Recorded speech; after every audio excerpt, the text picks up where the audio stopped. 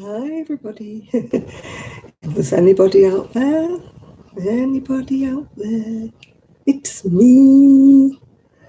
I'm here. Just about. Nearly didn't make it. Hi, Miguel. I was late. Only by a couple of minutes, but I was late.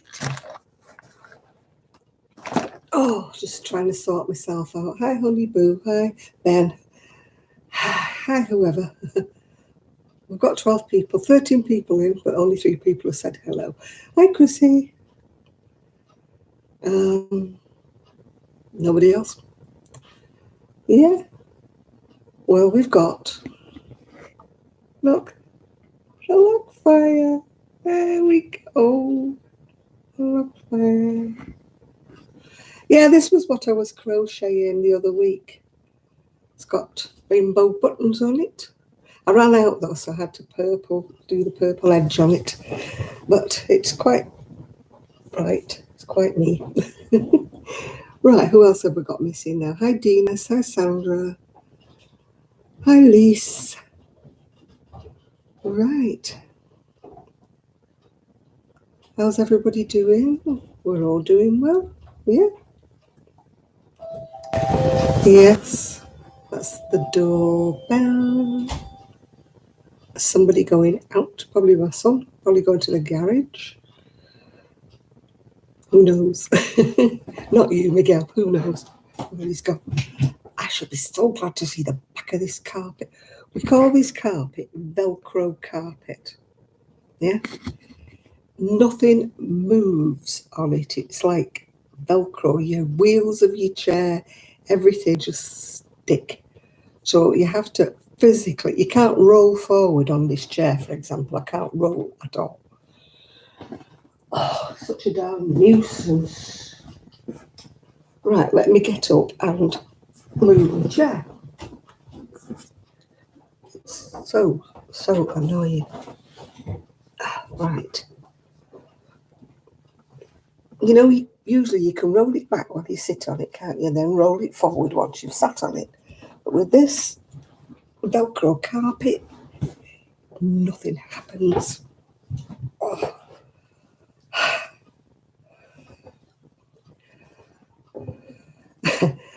Yeah, well, this was just one. I didn't have any patterns.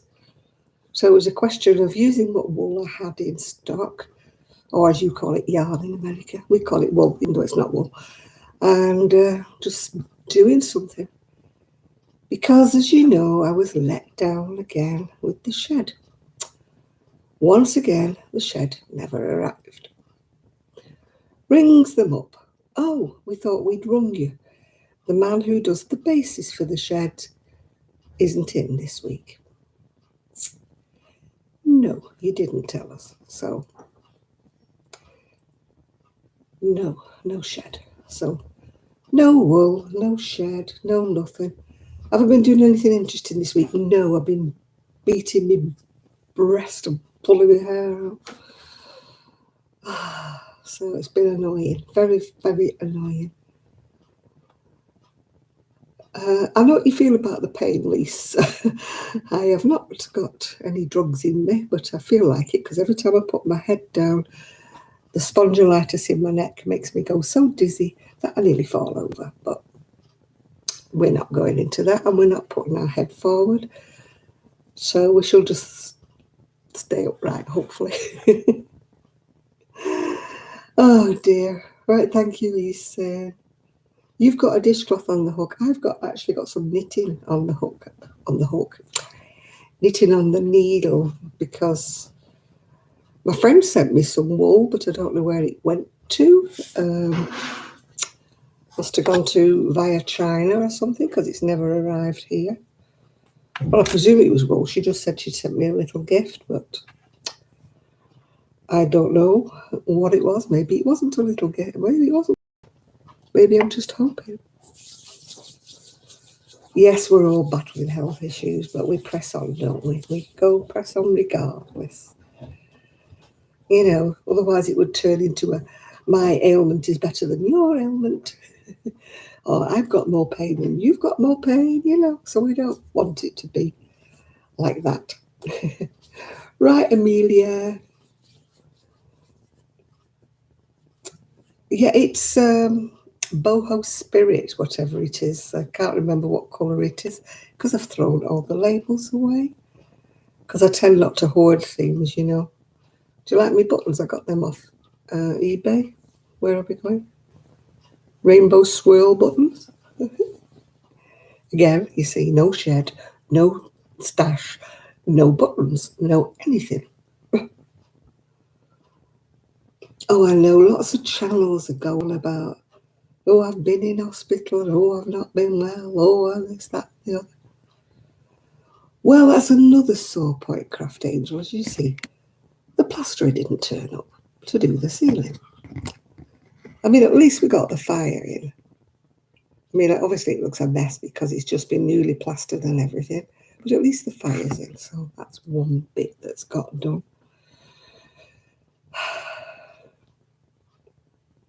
Oh, right, you've got 2 hours and 20 minutes, right, okay. I've got loads of yarn, Miguel, it's just I can't get to it. I can get to the storage unit my son would take me, but as I don't know what's in any of the bags, it would just be a question of ripping open a bag to see what was in it, and it'd be lucky dip. So I've decided I will wait. My son's given them an ultimatum. If they don't come by the end of the month, we want our deposit back. And then we've got to go and look for another shed, which means we'll have to wait again. But I tell you what, they've just been useless, you know. I wouldn't recommend them to anybody. If they want any stars from me, they can get a -1. It's not so much that they've let me down, but they just don't ring you up to tell you. Hi, Kaz. You've got happy mail from Jill, yeah. The only happy mail I got was his census. I had to fill in my census. That's the only happy mail I've had this week. Hey, never mind, eh?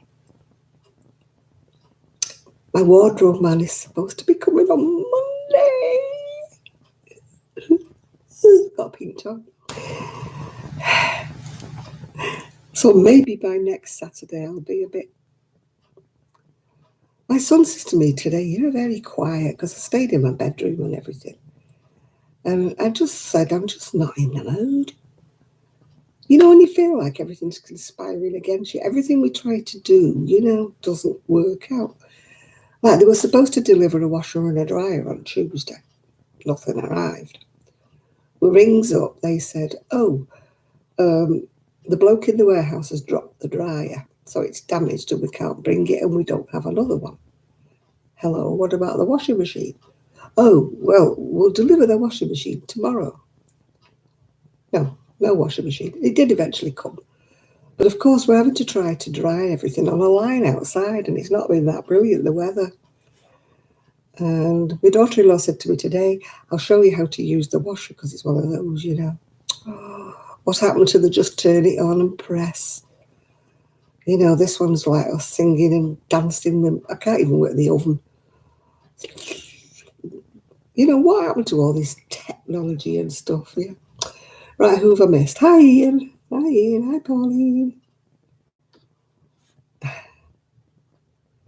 Texting, chat, and crochet. No, I can't do it either, Miguel. And I'm not even typing.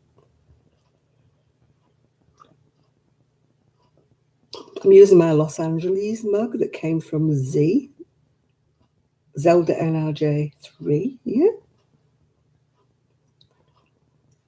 The kitchen, is it done? It's about 90%. The splashback has arrived for behind the cooker, and the cooker hood's arrived, but they're not on the wall yet.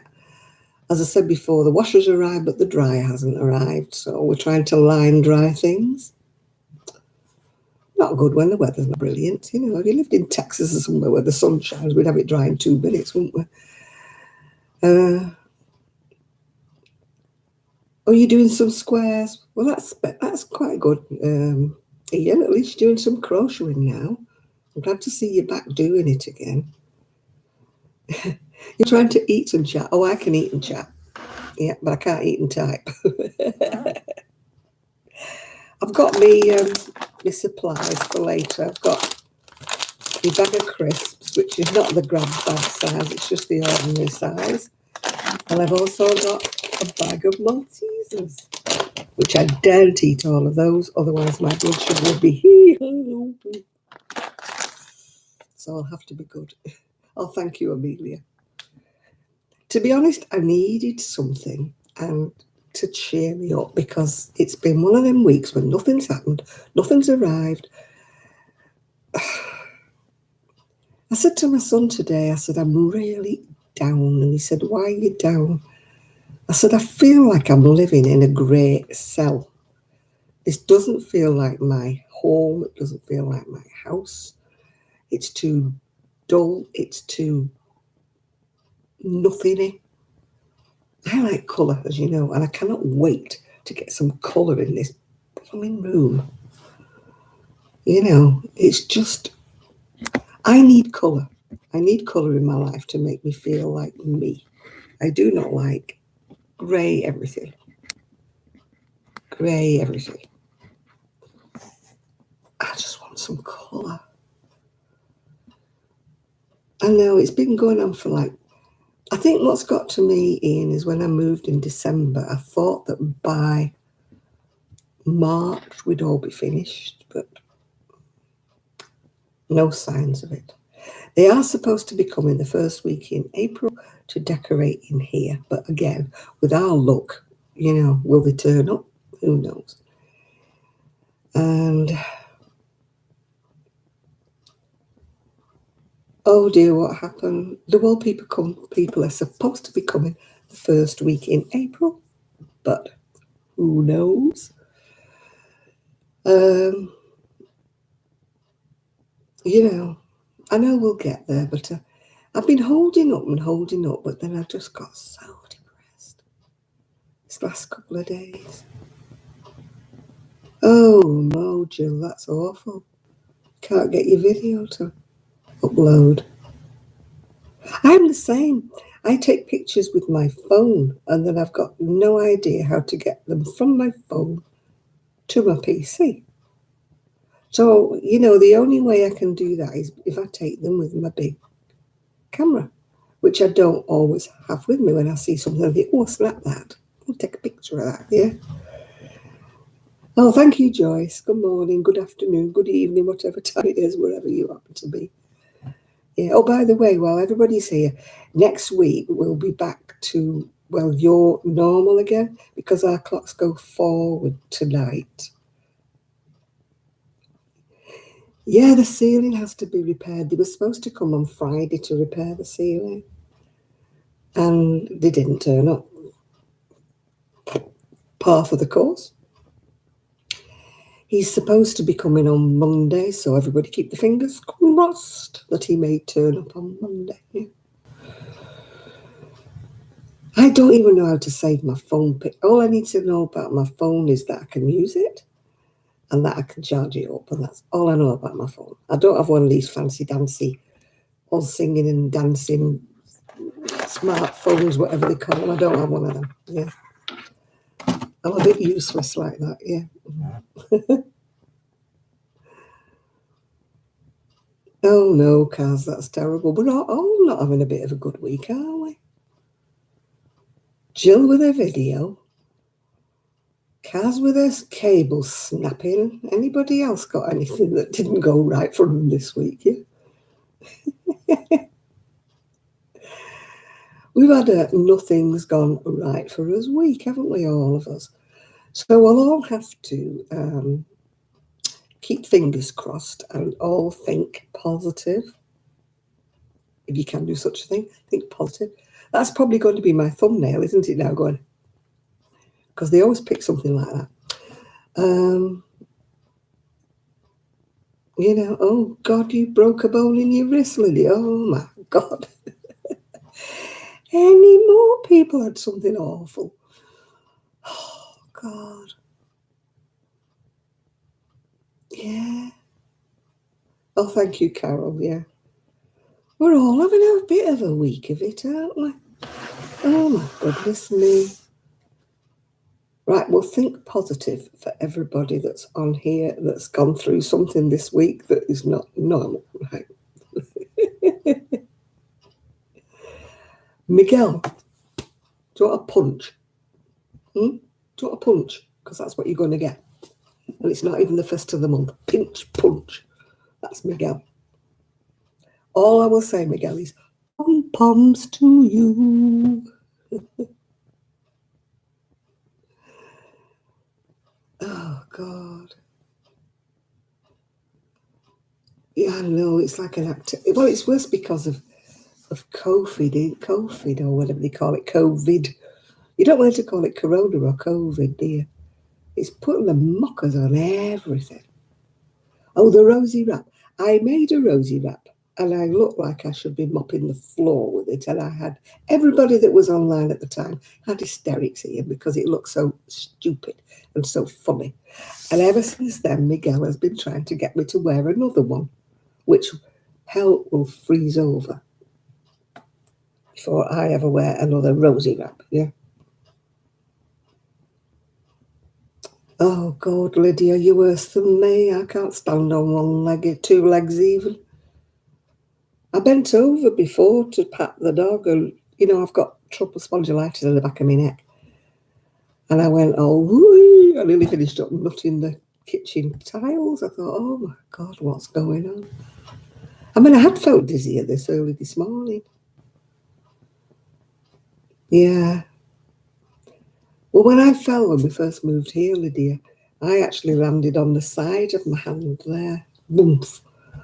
And I hit my face and I thought I broke it, but thankfully, touching wood, I hadn't because it's fine. If I'd have broken it, it wouldn't be, But I had about a week of pain, so I know what it's like. It's terrible. Oh, getting workers, honest to God, yeah. I suppose the thing is, Jill, if the workers are any good, then they will be booked up, won't they? Because where I live, everybody and his dog seems to be having some work done on their house, yeah? It's driveways, whatever. So I suppose any decent, sort of workman work his salt will be booked up, yeah. Oh, it was your birthday. Oh, happy birthday, Millie. Happy birthday. Miguel's a nice person sometimes, yeah. Sometimes he's a bit, that's why I keep saying pom-poms, because Miguel hates pom-poms as much as I hate cactus and rosy wraps, yeah. Mm-hmm. Oh, Lydia, yeah. We're not having a good time of it, are we, Ollie? Honestly, we should have called it the Doom and Gloom channel today, shouldn't we? Goodness gracious. Yeah. Oh, Miguel, just wave your arm in the air.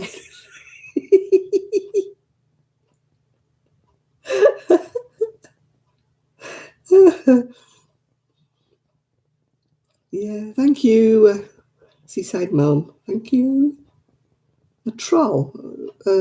Maybe. Sunil, are you a troll? Because if you are, you're not going to last long on here, love. So, if you're genuine, you're welcome to stay. If you're a crocheter or a knitter or a crafter of any description.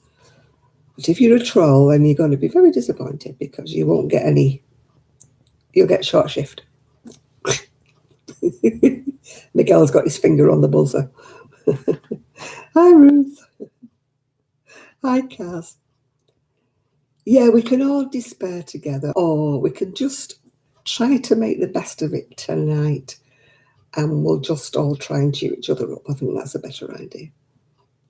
Because we're all feeling a bit meh for one reason or another, aren't we? Well, hello, Nathan. Hi, Shard. There's my necklace. Look, it's all shimmery shiny. It looks like mother of pearl that's been dyed, actually, so I don't know whether you can see it or not. Ooh, it's got the shadows on it. That's my necklace. There you are, Shard. Are you happy now? The fireplace is, look at that. Look better when it's decorated, won't it? But at least it's burning and at least it's there. Ooh, So that's one thing that did get done today. Yeah. You've been listening, have you, Nathan? I will let you off if you've been listening. Yeah. Yeah. You've been earwigging, have you? Yeah. Oh, hiya, Chris. Hi, Chris. Welcome to the Doom and Gloom channel. We've all been having a bit of a week of it. Hi, John. Yeah. Oh, it's lovely and warm. Yeah. Yeah, you could do a cheering up, Ruth, right? We could all be doing without love, yeah. Hi, Jeannie.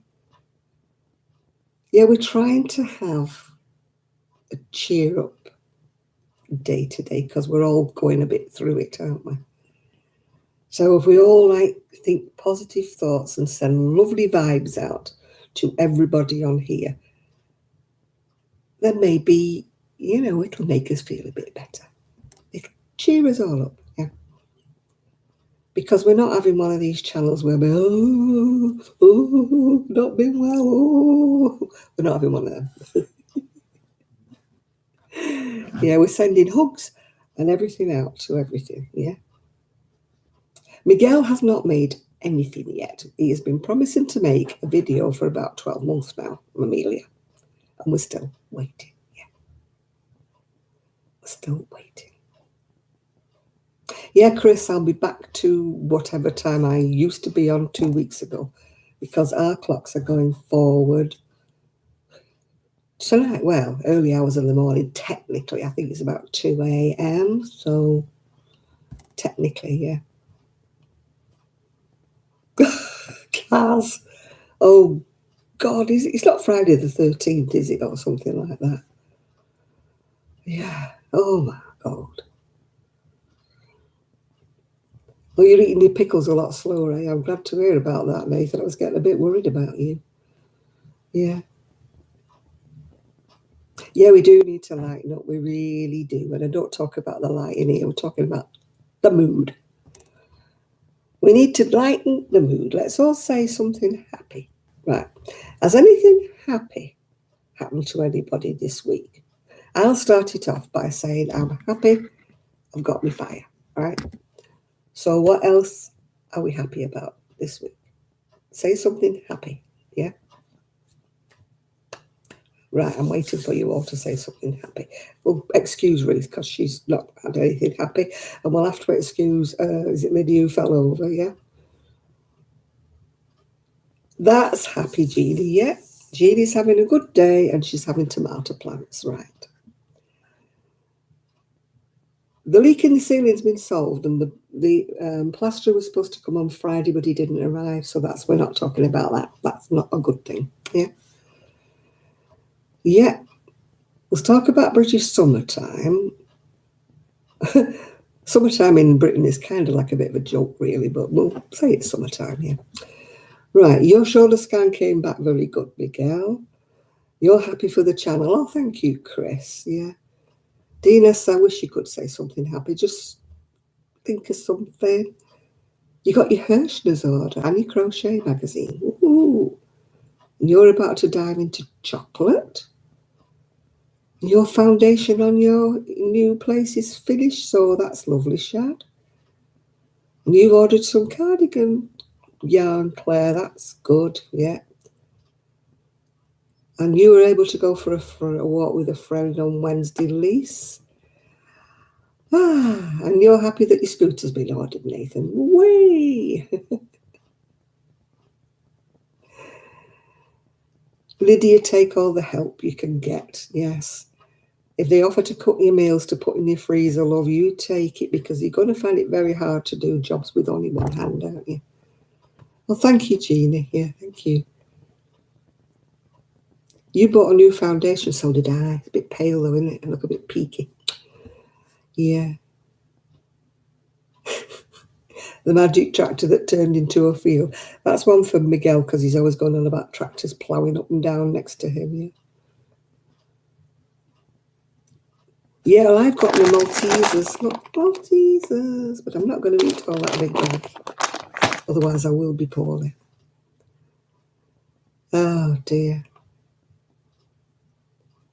Oh, Dinas, that's awful. That's terrible. We need to send good thoughts to everybody that's having a lousy week. Yeah. Well, I know I'm having a lie-in because the clocks go forward. So will I know? If I get up at 9 o'clock, it'll really be 8 o'clock, won't it? So will I know it's a lie-in?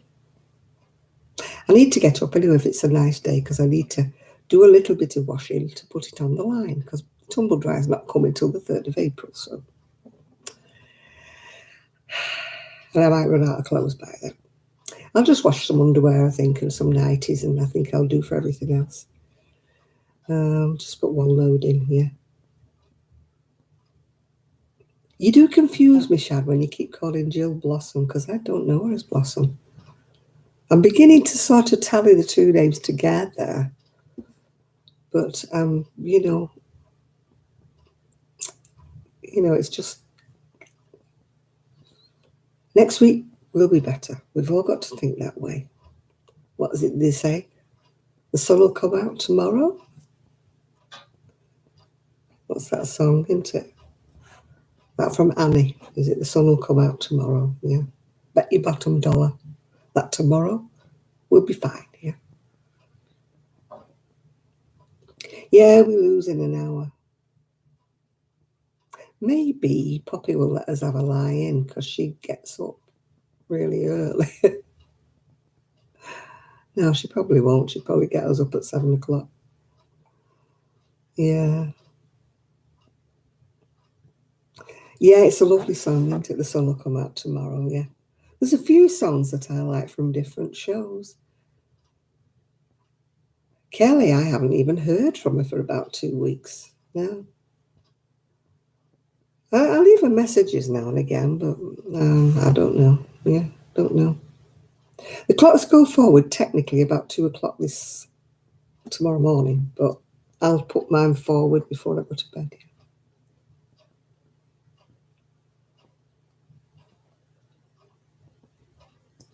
Lydia, I think you've had your 3s now, love. I don't think.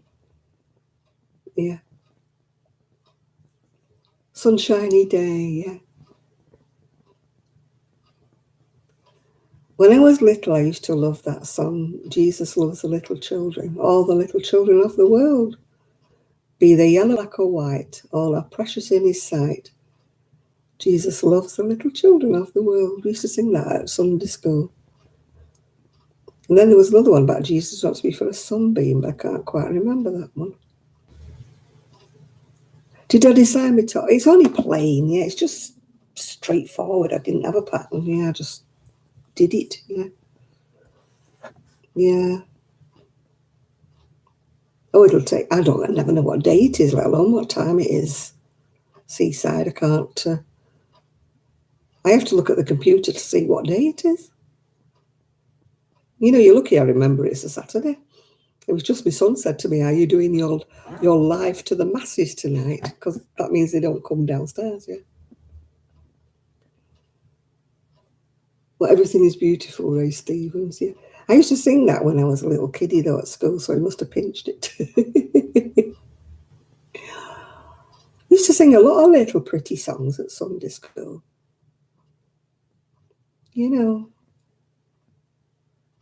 I don't know whether you all went to Sunday school.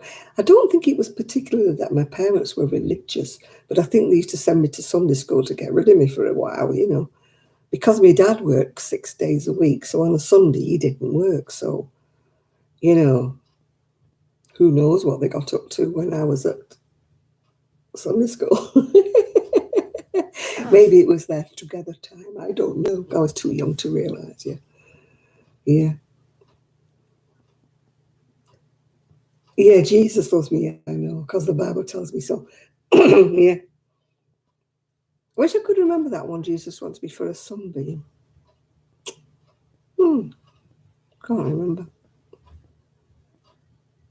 When I was little, I was very sort of prolific with my religion. My father's family were Catholic, so they used to take me to the Catholic church. My mum was Church of England, so I went there. My friend was a Methodist, so I went there. Some other friend of mine was a Salvation Army, so I went there. The only one my dad put his foot down was, I hope I don't upset anybody, was the Jehovah's Witnesses. He wouldn't let me go there. But apart from that, I think I did the Methodists. I think I did everybody else. Yeah. I mean, it's good, isn't it, to have an understanding. I mean, when I was at school, we used to do all different religions when I was in, RE, religious education. She used to teach us all about, Judaism, things like that. Everything. We didn't just do, whatever, whoever's religion was, yeah. I mean, my brother was an atheist, so I can't say what he believed in, yeah. Downtown. Yeah. I picked mine for what I want for my funeral. So a happy subject, aren't we?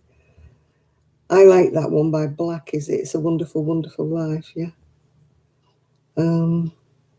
No need to run and hide. It's a wonderful, wonderful life. That's what I want for my funeral, yeah. I don't think I want Burn Baby Burn, no.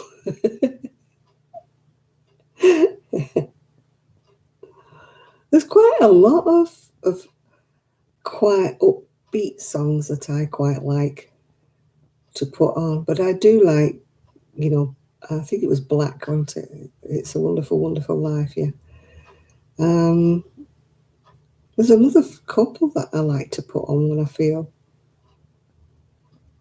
When I used to be getting ready to go out back in the day, I used to like Diana Ross. I'm in the middle of a chain reaction. I don't know why. It's like do, do, do. When I was putting my makeup on, and that used to get me right in the mood for like dancing. And not that my ex-husband never danced. He was a miserable sod. But we won't go into that. But I do like, yeah. I mean, some songs still make me cry, There's one that K.D. Lang did. It's a very famous one. Everybody's done it. And it makes me just want to cry all the time, yeah. Yeah, I used to like John Denver. There's one of his that's quite upbeat, isn't there?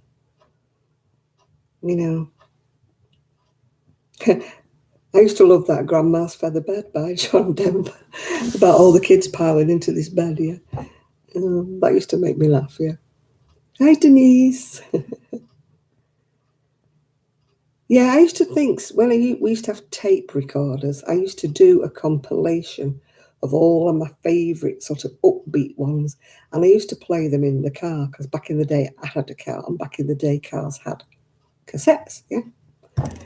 And I used to like, make a compilation, because you're going to work Monday morning and you're feeling like, because you're thinking, I don't want to be here, don't want to do that. So I used to,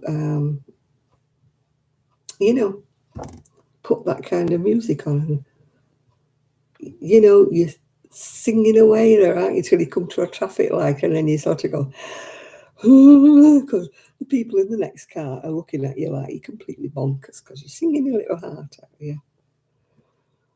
Yeah. From The Gladiator. Yeah. Oh, I used to do mixtapes. They're great, aren't they, Kaz? Yeah, we miss it. Now I'm going to Clash now, because I'm undoing this because I'm getting a bit hot. So I'm wearing red underneath just to Clash, yeah. But I was in I Want to Be Colourful Today day.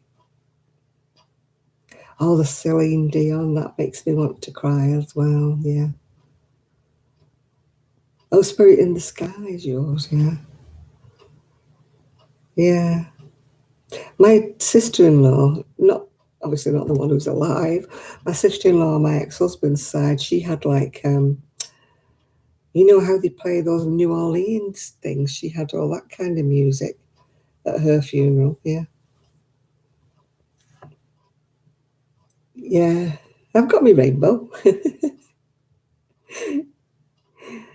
I love it when, I don't know whether you know Peter Kay, you probably don't if you're in America, but he's one of our comedians, and he does this thing where You know, when the music comes on and you get up off your seat and you start dancing before you even get to the dance floor.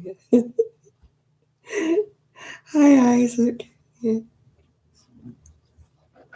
Yeah, Rocky Mountain High. Yeah. I don't remember the Rainbow Song by Cilla Black. No. Unless you mean I can sing a rainbow. Sing a rainbow. I tell you what I like and all from that song from Joseph's Coat of Many Colours. Yeah. I like that one as well. Hi, Steve. Yeah. Oh, somebody put a picture on the File Coast page on Facebook that somebody had found this like lizardy thing with like long tail. And somebody else was saying, oh gosh, there's loads of them, yeah. Yeah, that Coat of Many Colours, yeah. I love that. Joseph and his Technicolor Dreamcoat. I always wanted to go and see that musical and I never did. No, I never got to see it, yeah. Yeah, the Coat of Many Colours, the patches, yeah. But she did, yeah. There was another one of Dolly Parton's that she did and never really got anywhere, but somebody else sang it and it got really up famous. I can't think what it was now. Yeah.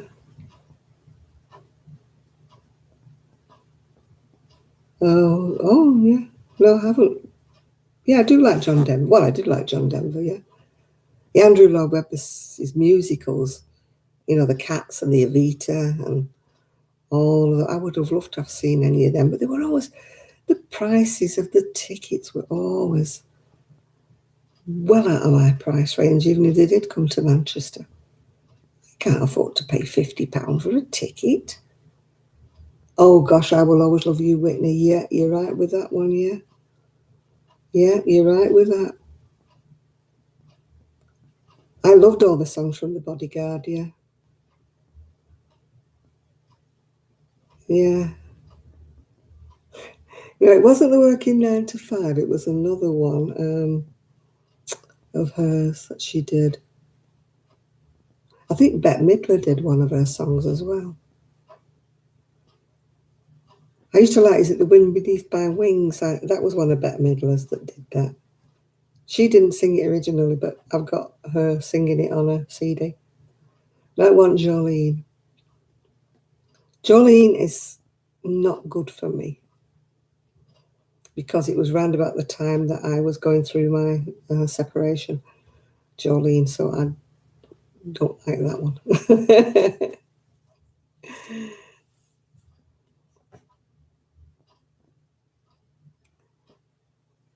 Yeah, I Will Always Love You, yeah. That would make me cry. Yeah, The Wind Beneath My Wings, yeah. I've got it by, as I said, by Bette Midler, but I don't think she was the one who sings it. Um,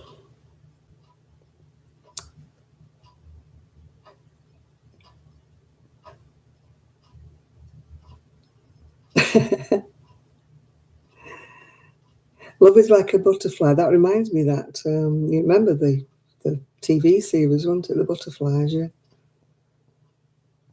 You're quite a bit ahead of me in the chat. I don't know, are you, Jeannie?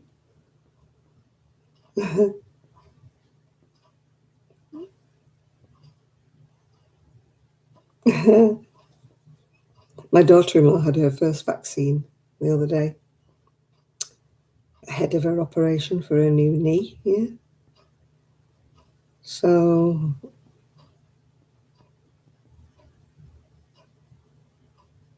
I say I had no side effects. I woke up with a banging headache, Lydia. So I just went back to bed. And then I was okay when I woke up again. So my daughter-in-law just feels a bit achy in her arm, but apart from that, she feels fine, yeah. Oh, Butterflies, yeah, that was a good one. Good. See, a lot of the old series were better than now. Yeah. Yeah, Shad, that's nothing compares to you, yeah. A lot of them are very sort of lovely, lovely songs in a way, but they're not what I would put on my uplifting songs. I hate this light, it makes my teeth look brown. I'll show you they're not.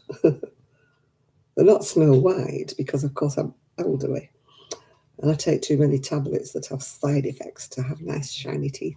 But I won't bleach them. I don't know whether any of you have ever bleached your teeth, but I'm a bit scared of that. You know, I think they might crack or break up, you know, if I suddenly stick them in bleach or something. Or them thingamajigs that they do, yeah. I mean, if you have it done at the dentist, it's like a mega box, isn't it? And if you buy those DIY kits, you're thinking, oh, what am I putting on my teeth? My teeth are breaking off anyway because of it. I'm old. Let's face it, I'm old. My teeth are breaking up. No, I don't mean drinking domestos, Kaz. Those kits that they sell, like little plasticky things, you put all this gunk in them and you stick them in your teeth, don't you? You can't hear the clock. Well, actually, you would have been very happy because it was stopped for a day because the battery ran out, yeah. Hi, Bryn. So you would have been glad if you didn't hear the clock. Oh, the fire's going out. Oh, hang on, I need to put another log on the fire. Ooh. Can't have the fire going out. Oh, dear. I'm not taking care of it. Oh, I'm not taking care of the fire.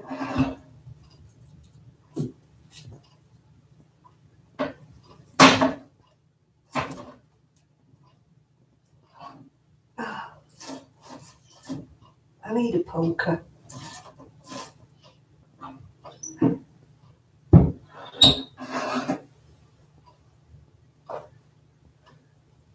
Oh, I hope that catches. Oh, I feel quite hot in the face now. Oh, look, I look very red now.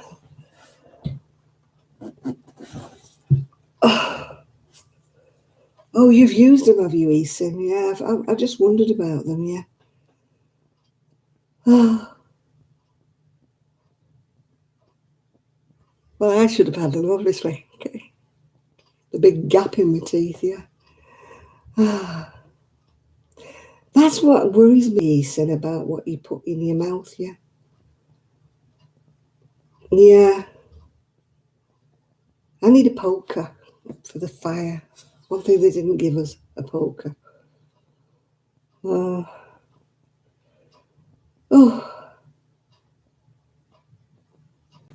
Oh, your husband's the chimney sweep. I'm supposed to open up. Oh, it's all right. It's taking off anyway now. Look, it's perked itself up again. Look. I'm supposed to move vents across this way and that way. I don't understand.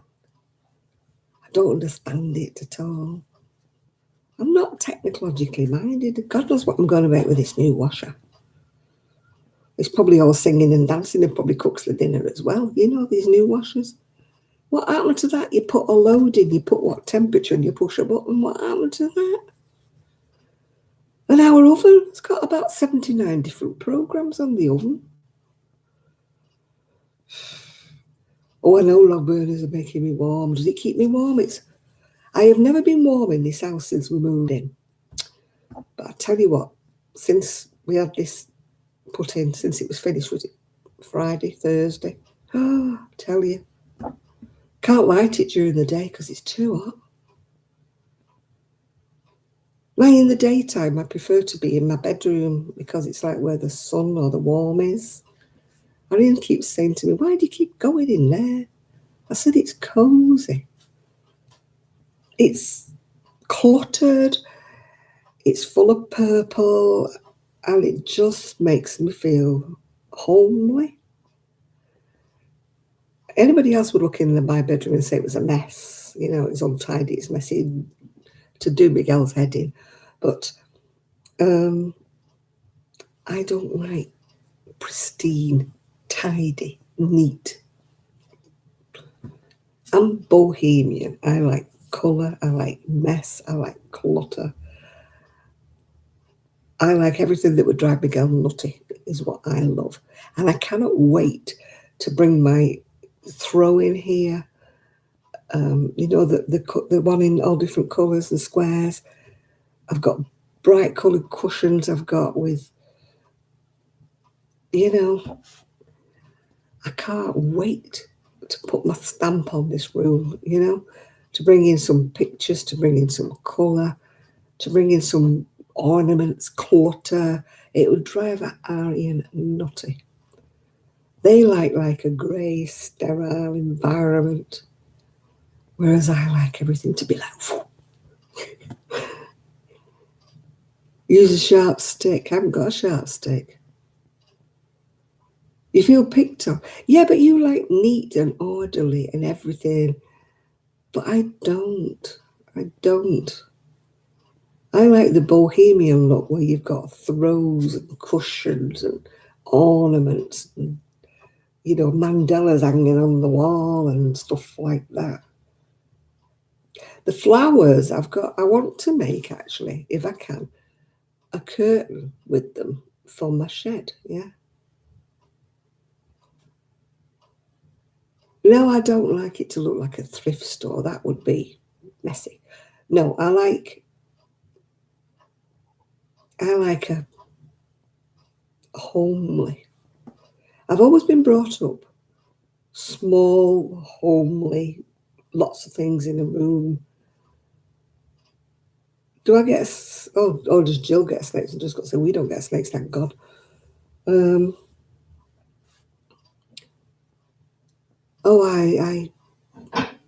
oh, the log's just moved. Hope it's not too near the glass. Let me give it a poke.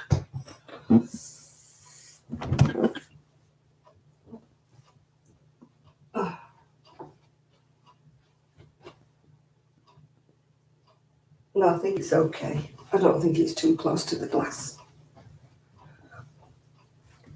No, I just like these bohemian rooms, you know, you look at them and they're on, what have I got on dress?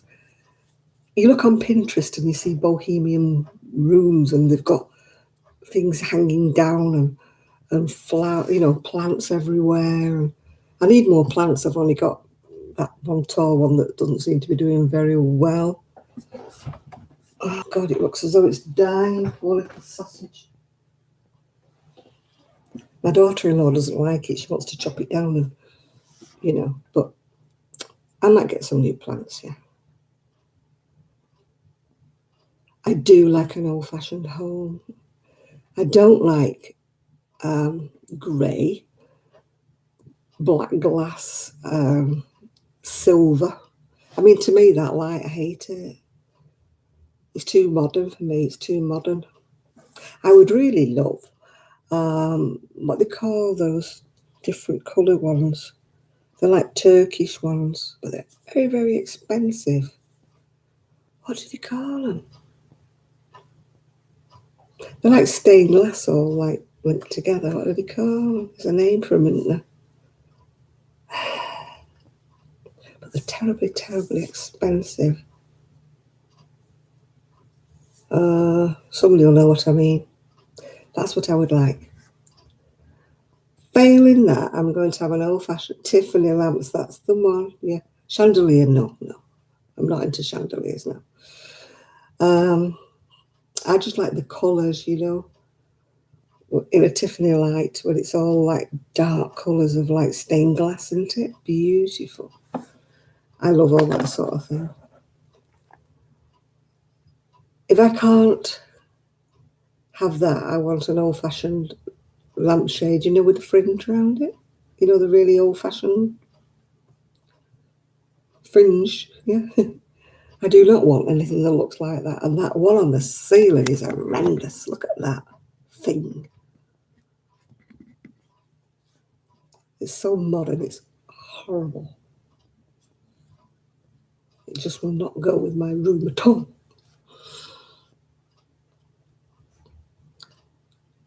Yeah, I want to be surrounded by my stuff again. If you ever saw my front room, yeah, standard lamp, that's what I want, yeah. I can't wait to bring all my bits back. My mum's crystal glass and everything like that. I can't wait to have all that back. Yeah, I just like everything. I mean, I've had to pick pale grey for my wardrobes because the choice was like white, which I didn't want, wooden, which I didn't want, and I could have had a colour like, you know, like dark blue, red, or whatever. But I thought that will date so much. By the time next year comes, I'll be sick of looking at dark blue, you know. So I picked pale grey so that I thought I can jazz it all up with things, you know. So, but apart from that, I do not want to see any more grey in this house. It's a grey house. For some reason or other, my son and daughter-in-law love grey. We've got a grey kitchen. We've got a grey hall. They've got a grey upstairs. Do I regret leaving my house? In lots and lots of ways, Kaz. It was homely. It's homely to me. It was cluttered, it was messy, and it was lovely, and I loved it. I didn't think that it would be so long for me to get it to be me, yeah. I've not settled. I said that to my son today. I have never settled. Grey is boring. Grey means you can't think of any other colour. Yeah, that to me, Denise, yeah. A Tiffany lamp, I would love one, yeah, absolutely. To me, grey is what you decorate your house with when you're trying to sell it. It's like cream or white, yeah. I don't like grey. It's a fad anyway. Come 2 years along the line, grey will be so out. It'll be out. Oh no, I don't like grey. It's like magnolia, isn't it? Yeah, living on a battleship, yeah. I think the hallway's tank grey, you know, like tanks, yeah. I don't like grey, no. No, I don't. Grey and beige, no. I know when you get to my age group, you're supposed to live in grey and beige, but hey ho, this kid, no. Not this kid. This kid does not wear beige. I did make a grey cardigan, but I will only wear it over the top of something bright, yeah. Yeah, it's going to take me ages to settle in. I'll feel better when this is not grey. We've got blue in our kitchen with the grey. Yeah. Somebody else's choice. I don't like it. The apple green would have been nicer. Or a paler blue. We've got a strong blue. I would have even preferred navy blue.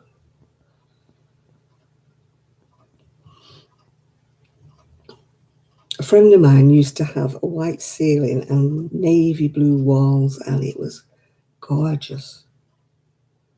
Her house looked gorgeous. Oh, God, Lisa, if it's what you want, fair enough, but it's not me. Well, you all know what my favourite colour is. Purple, closely followed by red.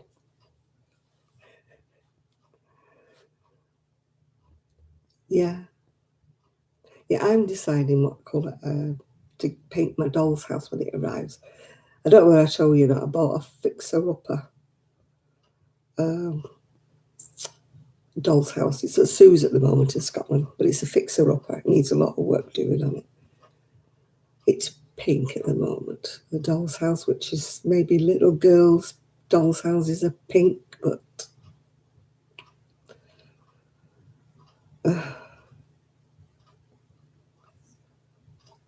oh, we get to keep the house if it's grey. Oh, don't paint it grey then, Ruth. No, don't paint it grey. When I was younger, funnily enough, I used to dress very drab.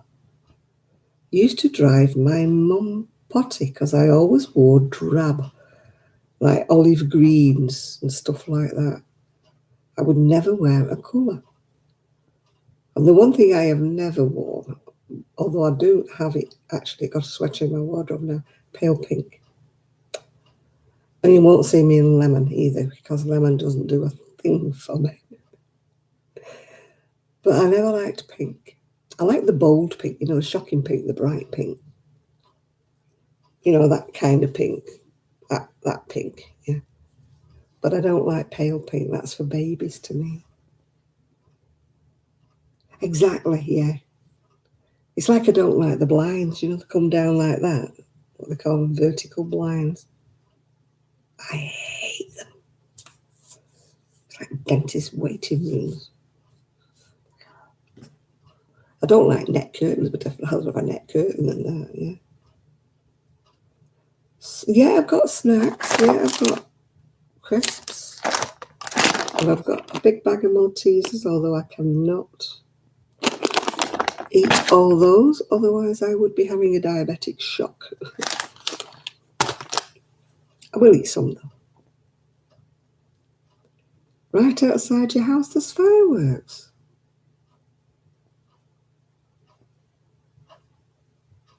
If you get to keep the house, you've got to paint it grey.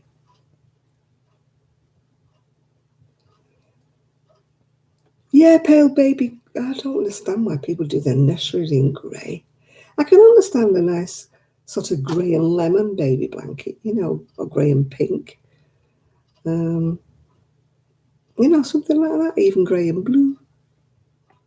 But why would you dress a baby in grey? No. Right, crisps or chips or whatever you want to call them. Here we go.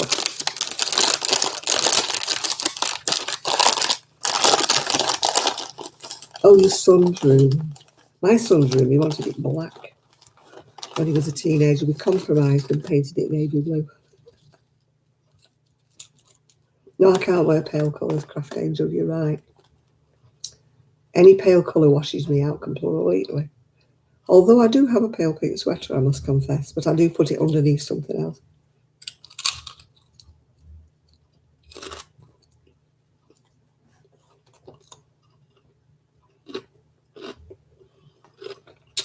Donna, I've still got everything, but they're all in storage.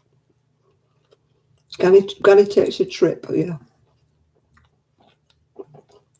Sue asked me the other day if I still had my Frida Kahlo cardigan in the, the pale shades, but sadly I think I sold it. What time is it here? It's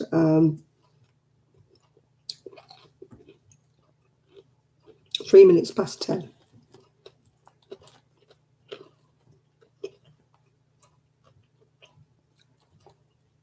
Oh, I can't understand why they put babies in combat trousers and trainers. Yeah.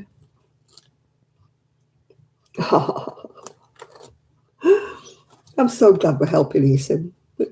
We are trying to help, yeah.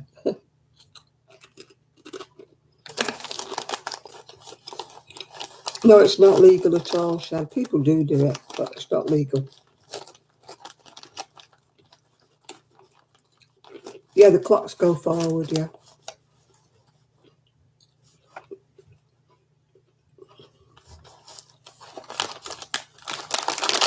Oh, yeah, that's right. What you make in Seaside Mum, we'll all have a bit, won't we?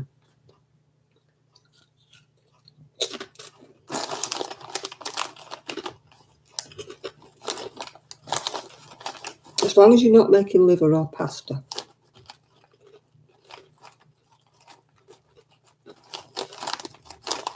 Did I say hello to you, Jane? I can't remember. Hello, Jane, anyway. Jill's on the phone. Jill's on the phone. My niece phoned me. Well, hello there, my Trevor. How are you, my dear? Just to annoy Miguel.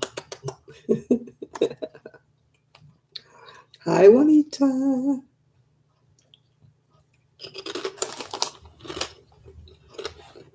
Look, Trev. Look, Trev. Look. Ooh. Oh, yeah, I'll have some of that seaside one, yeah. As long as you're not doing pasta, I'm fine.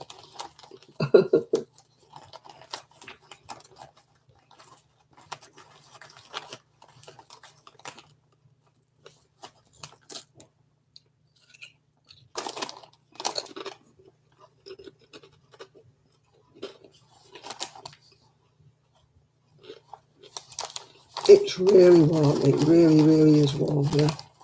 It'll look better when it's all decorated, won't it? It's only been plastered all around it at the moment. It looks a bit of a mess. Yeah, we've got central heating. But everybody else in the house is warm-blooded. I am cold-blooded, Donna. This is why. So when it's warm in here, they can turn the central heating down because they don't like it hot. Yeah.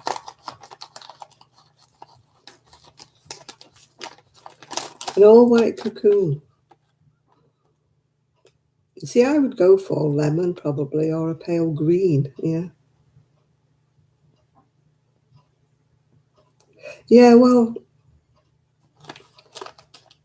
yeah, the wood's that's stacked at the side of the fireplace. I don't know whether you can see it. There's a big bag there. But at each side of the fire, there's actually some wood. I don't know whether you can see it now. Stacked up at the sides.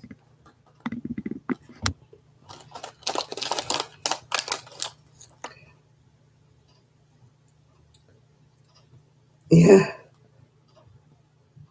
Hi, Deborah.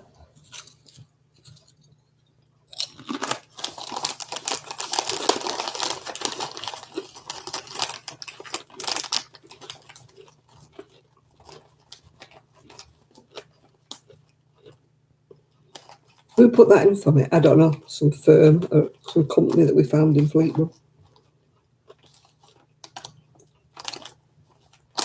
I need the lintel over the fire that needs staining.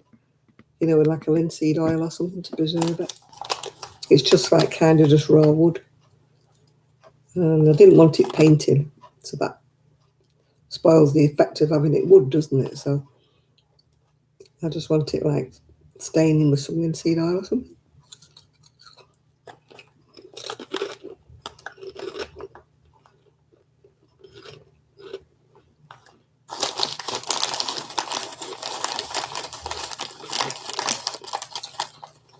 Well, my son's got friends who cut trees down all the time. So, I mean, eventually we will get a lot of wood, but you have to keep it and dry it out for about 18 months before you can actually use it.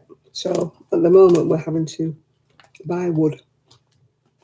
But we're getting a wood store. So, eventually, we'll be able to have a lot of free wood. Yeah.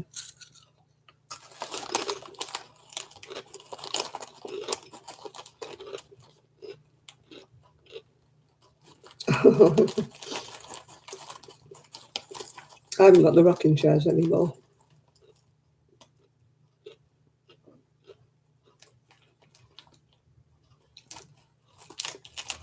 Yeah, you've got to leave it, I think it's about 18 months or something for wood to dry out. I'm not very well up with it, but I know if you cut a tree down, you've got to leave it at least 18 months drying. Obviously somewhere dry, like a woodshed.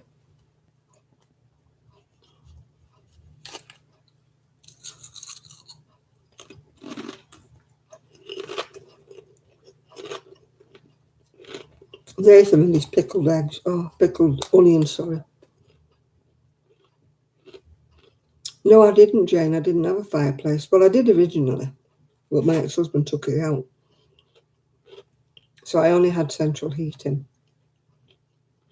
But remember, the room was smaller than this one.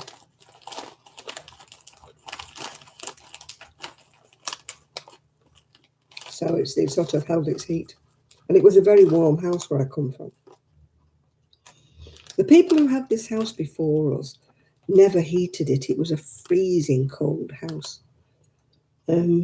I think I told you the gas central heating was absolutely rubbish. We had to put new in the week we moved in. So I don't think the house has had time to really warm up. Like if you've been in a house that's been empty. I mean, they were supposed to have been living in it up to us moving into it, but I don't think they had. Because it was so cold in here, absolutely cold. A close-up of the fireplace. Well, you can't with my little webcam because it won't go any closer. So that's as far as it'll go, mate. Don't know whether you can see it any better. That's as far as I can go with my webcam. It's got a short fuse. A short whatever you want to call it, yeah. No, they were supposed to have lived in it, Jane, but it was plumbing freezing, I tell you.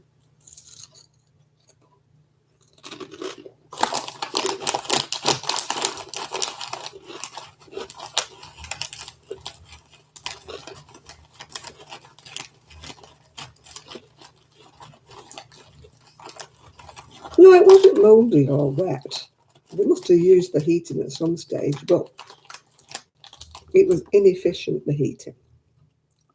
And I felt cold. I mean, the windows didn't fit well, so the wind blew through the windows, so we had all them replaced. Other people may not have felt the cold, but I really feel the cold. And I know we're not talking about health issues here, but if I feel the cold, it sets off my arthritis. I have to be at a certain even temperature, otherwise I can't cope.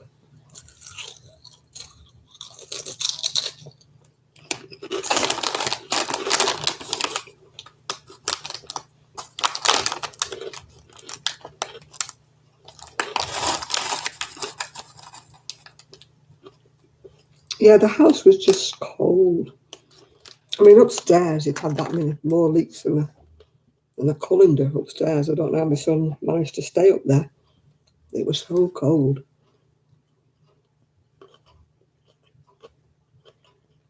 Where the roof met the eaves, it was just like practically daylight through there. So we've had a lot of that plugged up. We're just waiting for the last little bit to be done. And then it should be kind of airtight apart from the windows upstairs.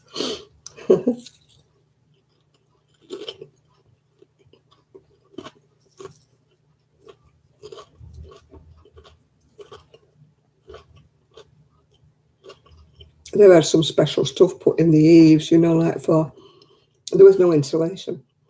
Because there wasn't an attic, there was no insulation upstairs for the roof. So we've had to have insulation put. It's a special insulating, whatever. It looks like it's a ceiling, but it's an insulating stuff. So we've had that put up and painted. So it should be nice and cosy in a bit. And also we've had a cowl put on the chimney so it no longer sounds like the House of Horrors when it's windy.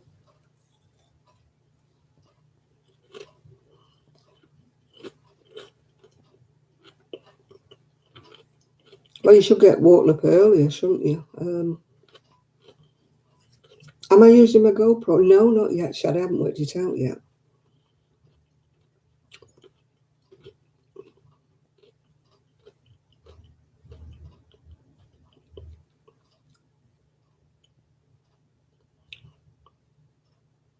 Yes. Good night, Isaac. Pigeons will get you up even earlier tomorrow, won't they?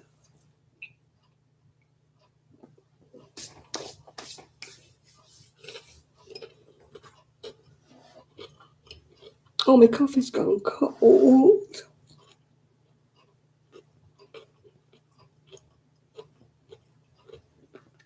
I should have put it on top of the fire something to keep it warm. Irene said that to me. Coffee always goes cold in this room. So, it doesn't stay warm a minute in here. You put your coffee down and then 2 minutes later it's cold.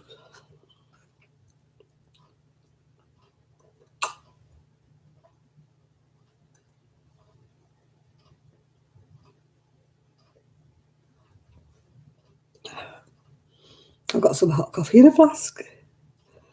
so I can warm it up in a minute. Yeah, I could do with putting it on top of the stove, but the trouble is it might make the whole mug hot, and I'm frightened it might crack the mug. Don't want to crack my mug. It came from Los Angeles, yeah. City of Angels, is it?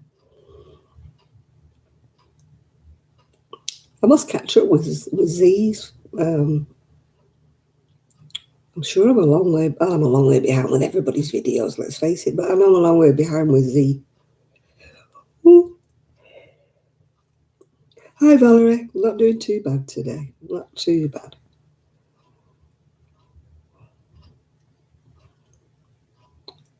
From the look of it, we've all had a week of it on here because we've all had things happen to us this week. All had disappointments this week. Yeah, no, I did say that about the fan because when we went looking at houses when we were buying this one. It's a couple of the houses we went to see had little fans on top.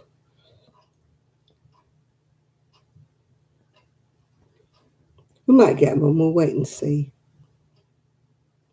I'm only lighting the fire in the evenings at the moment, so I'm not lighting it during the day. It would be too overwhelming. It's too hot. It's cold without it, but it's too hot with it, if you get my meaning. Yeah.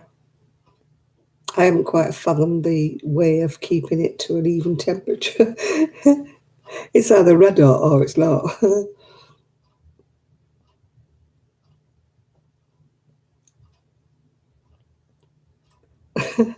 Yeah, Trev wants you to. And Miguel has still not got the hang of what kind of a boat you're on, Trev.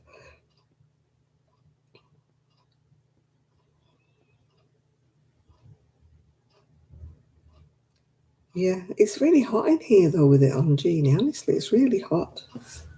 I mean, look at it blazing away there. Yeah, Miguel doesn't seem to know what a narrowboat or a barge is. I sent him kind of pictures, but he doesn't seem to realise what it is. He'll say, is it rowing boat? Is it this boat? And I'm going, no, it's a canal barge. Obviously, you don't have canal barges in the US. Maybe you don't have canals in the US. I don't know.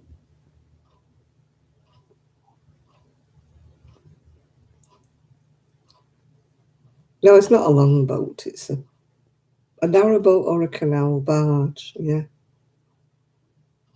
Oh, you couldn't run a B&B on your boat unless you weren't on it and it was one of those Airbnbs. But then you'd be frightened that somebody would either drown or sink your boat, wouldn't you, really? Don't think it's a good idea, that, really.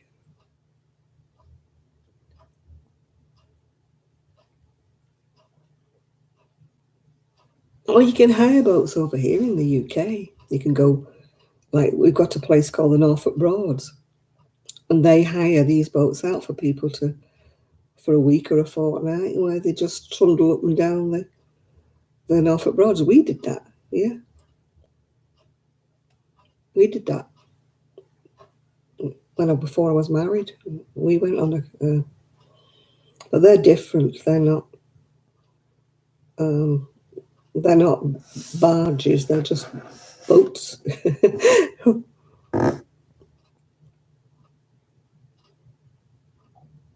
Yeah, in England, yeah, we have boats. Yeah, you can hire boats. Yeah. What's a fortnight? It's 2 weeks. A fortnight. It's not that game. No. That's what used to confuse me when they were talking about fortnight and they spelt it wrong to me. NITE is not night to me. It's got to be have a GHT in it, yeah.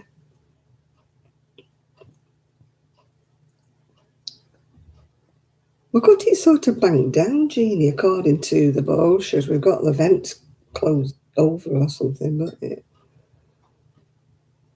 it's pushed to the left almost, yeah.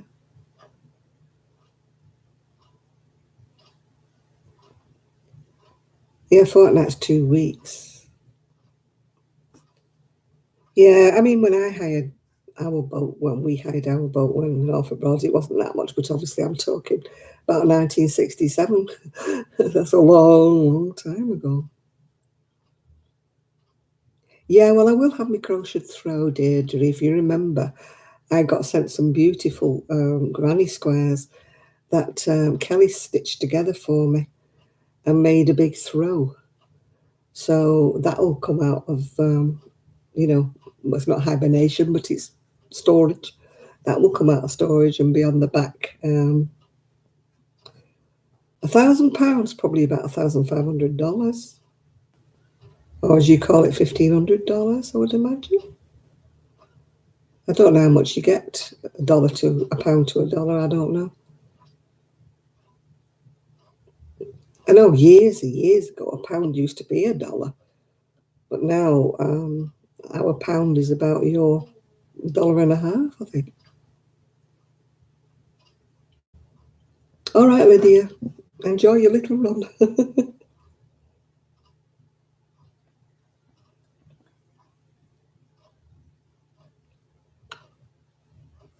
I can hear snoring. I'm not sure if it's the dog or my son.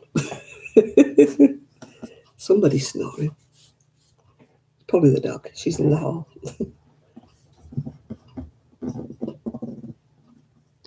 She won't come in here when the fire's lit. It did. She came in the first time we lit it, and it spit and like made a noise against the glass. When she just headed out, she won't come back in now when the fire's lit. And all I get off my daughter-in-law is, "Oh, I can't stay down here. It's too hot." Upstairs then. Sorry, mate, you're not making me freeze to death.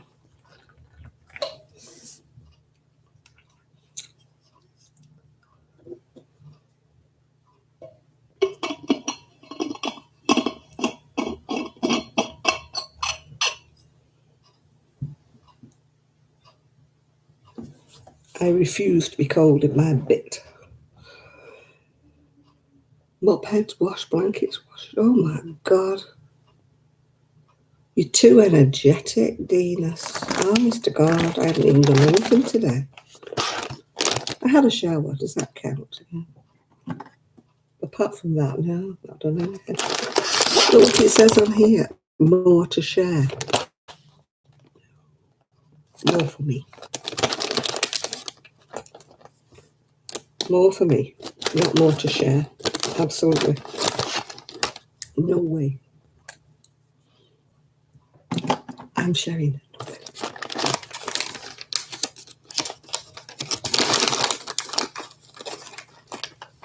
It probably is craft agent, but that's not my problem, is it?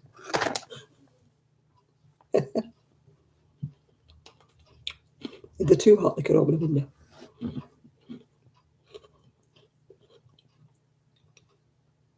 I didn't move here to be cold.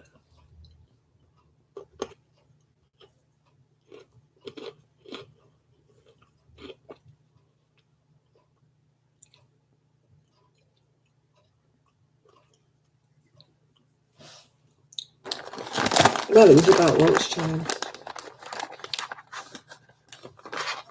Kelly is changing. Kelly's changing what?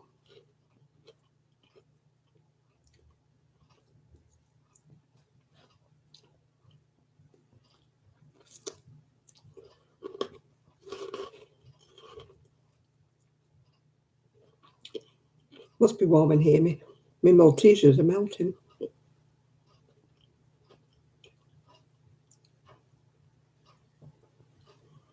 I never used to be cold. I think it's like as I've got older. You dozed off, Miguel. Now, why am I not surprised?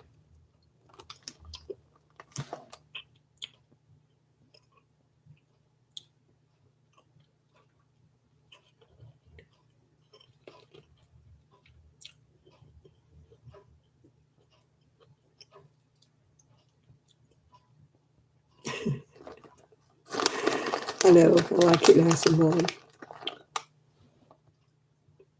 I'm may not put another log on, actually. I may leave it now till it all dies down. Once it's warm in here, it stays warm.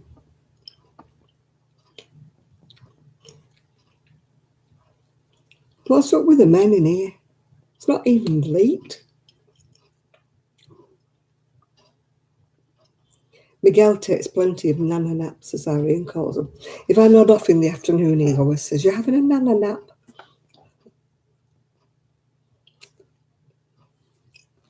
I'm like, "No, I'm not a nana."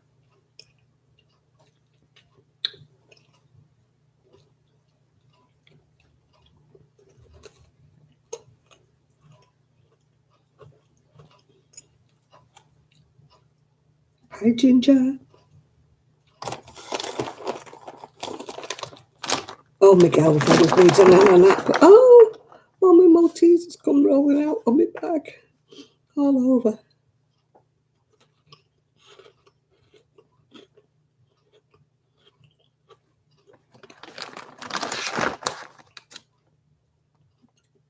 Yeah, I will, Jane. You're right.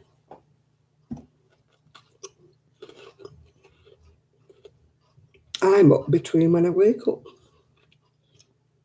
It can be 8 o'clock, it can be dinner time. I'm retired. I'm an old lady. We have talked about food because somebody offered to make us some dinner, didn't they? Who was it? I can't remember. Somebody was making some dinner a bit ago and asked did we want any.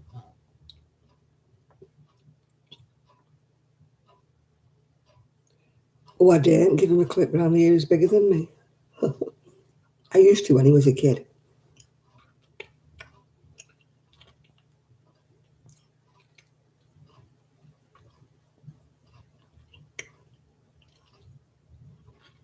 No, somebody was making a meal. Somebody was making a meal asking us did we want any.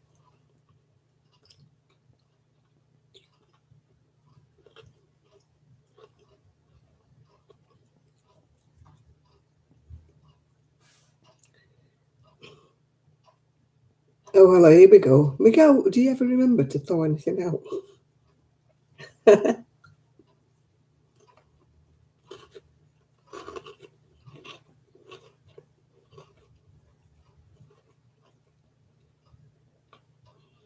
I've never eaten that lava or lava bread. Cars, I hate mac and cheese. I absolutely loathe it with a passion. I'm glad somebody else doesn't like it. It's the most yucky stuff in the world. Got my finger so swollen up.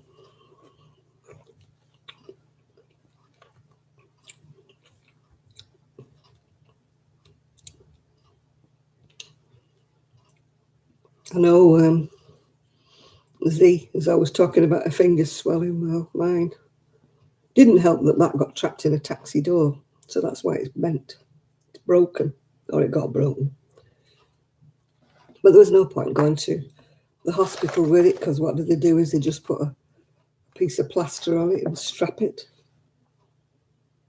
Yeah. I don't understand what mac and cheese, what the passion is about it. It's absolutely awful.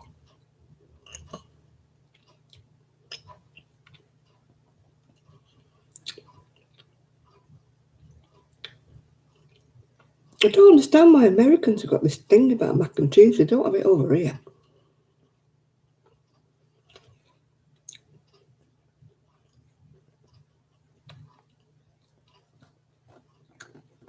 I mean, they put cheese over. Well, we call them chips. You call them French fries. We put cheese over French fries. You know, chili cheese, chips and stuff. Yeah, but we don't. Macaroni cheese is just. I don't care which way you make it, Miguel. It's disgusting. Anything with macaroni in it is disgusting.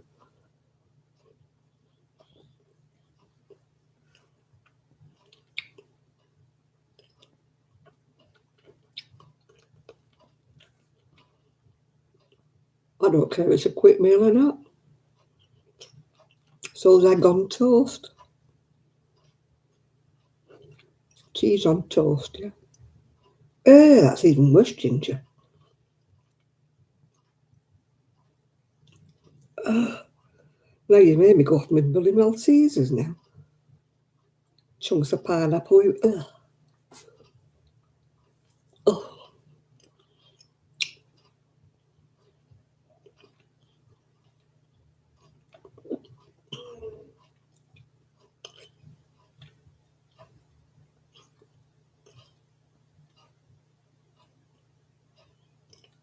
oh, pot noodles is awful.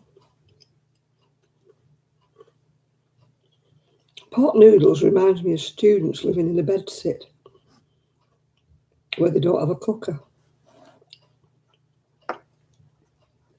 That's the only people I think who would eat. Now, cauliflower cheese I like, yeah. I like cauliflower cheese.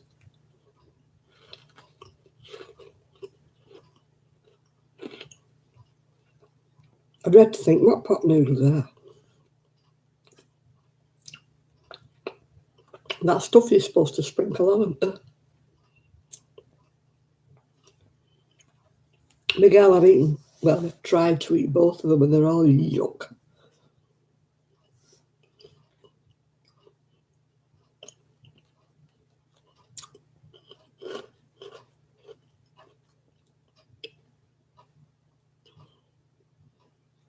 All right, bye, Carol, bye. Mac and cheese looks like something somebody's vomited after a night out on the beer. You know, and you have to step past it on the pavement. Maybe you don't have that in America, but we do on a Friday night. Where somebody's had too much beer and they've thrown up all over the pavement.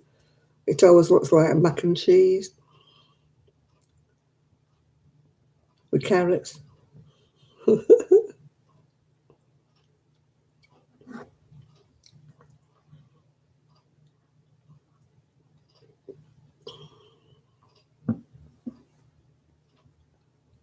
I don't know what Vigo is either. Whatever he's doing, bye, Carol. We have no idea what Vigo is.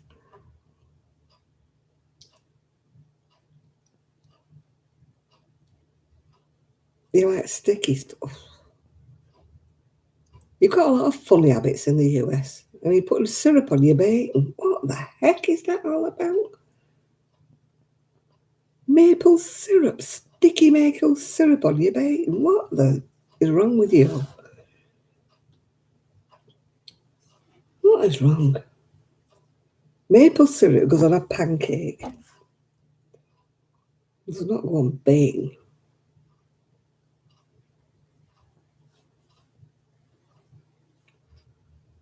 Right, Carol, see you next week.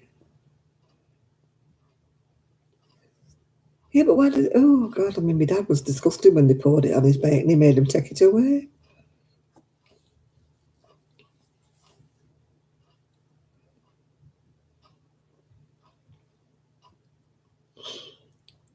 Yeah, cauliflower cheese, green beans, pork chop and roast potatoes. That is a lovely dinner.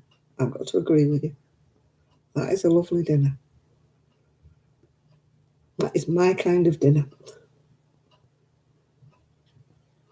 If you gave me mac and cheese, I'd have to go outside and heave up.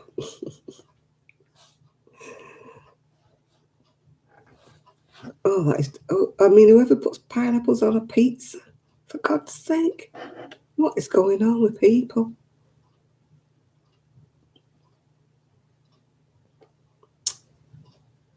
Yeah, they might think the same of our favourite foods, but oh my God, yeah.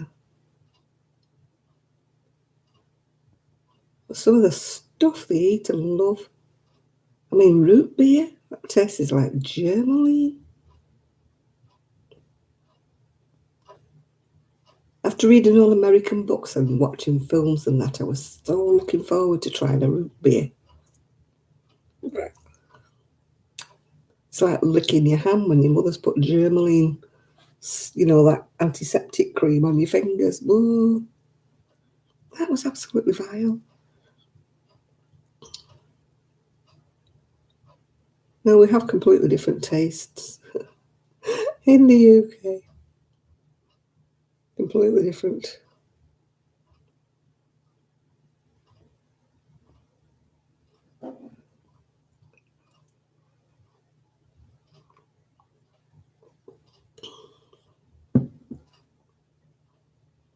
Oh God, Hershey's chocolate, don't tell me about it.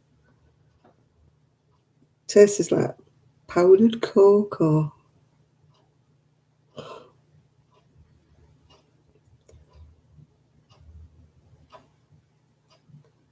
English chocolate.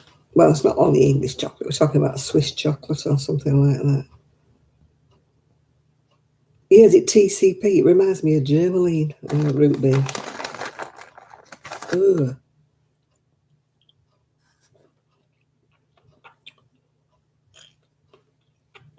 Definitely smells and tasted.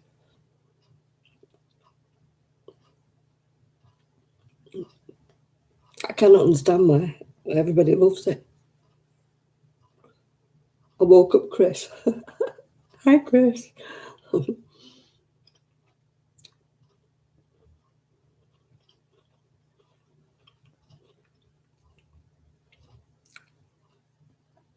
Because we don't use dish soap that tastes like whatnot.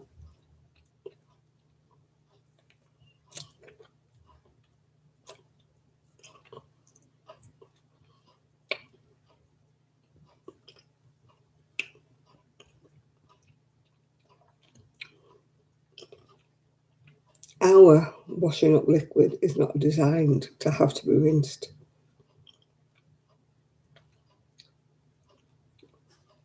Your Dawn dish soap must taste rotten, that's all I can say. You have to rinse everything. Well, you use it for everything, don't you? Clean and drains and everything. So it must be pretty potent.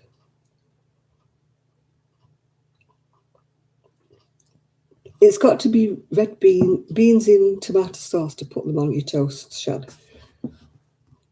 Baked beans, yeah. Can't just be any old beans. And it definitely can't be green beans. Dawn does taste rotten, does it? Yeah.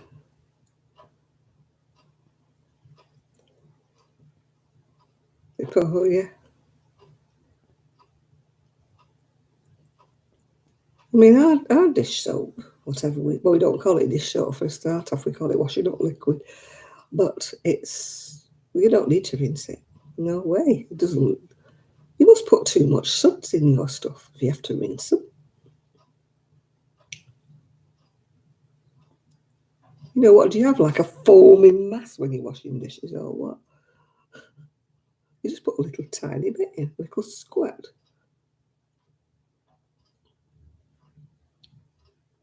No, it's not mashed peas, it's mushy peas.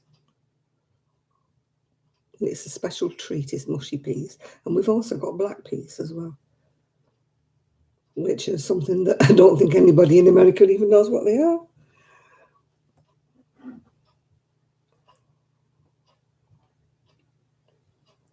Mushy peas are not ordinary peas mashed up. They're different peas altogether. You know, we have some lovely traditions in them that you wouldn't like. But then again, you have some. It's not silly, they're nice. It's a delicacy over here. Yeah. A little squirt of dish soap. Obviously, Miguel goes with his dish soap.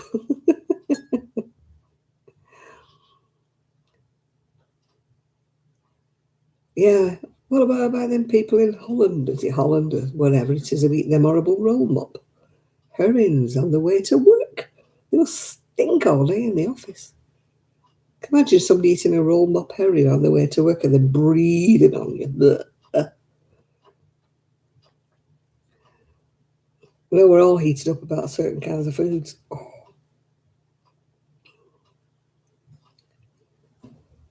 I don't understand why you chlorinate your chicken. Why do you chlorinate your chicken? And why do you wash all your eggs? Huh? Germophobic.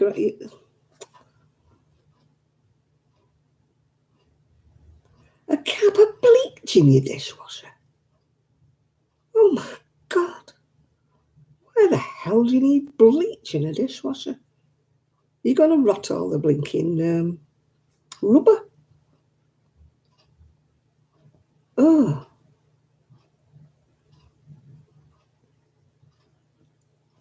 salmonella, is that what they're frightened of? Well, if they treated the chicken very nice, then they wouldn't need to chlorinate the chicken, would they? Oh, dear God.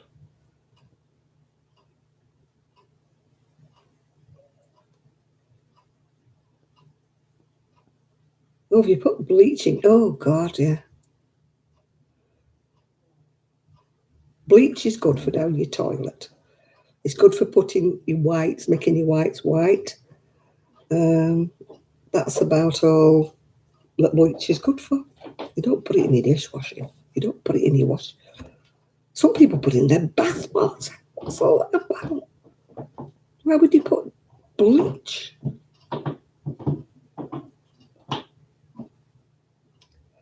Oh my God, I love, love, love Brussels sprouts.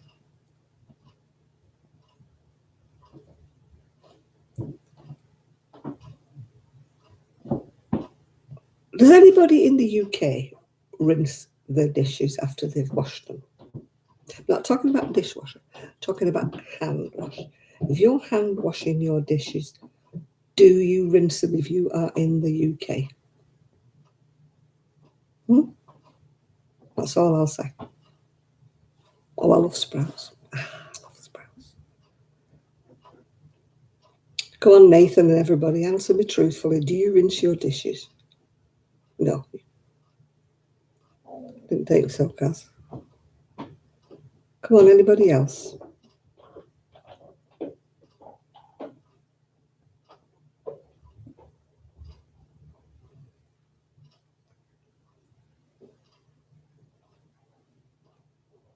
Yeah, they're in the States. Maybe you do. Maybe you need to. That's all I can say. We don't need to. They don't taste of soap. Our dishes don't taste of soap. You eat off the floor, do you?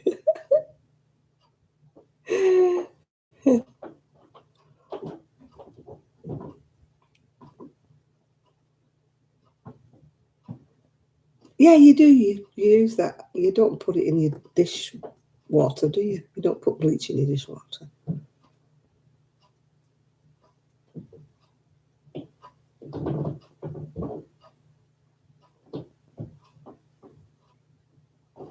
No, no.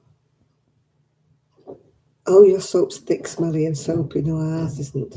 No.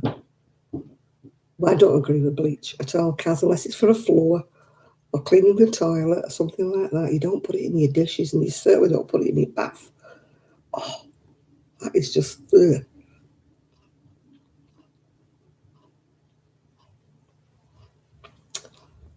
No, we don't have a dishwasher. We decided against one. We just have hand washing.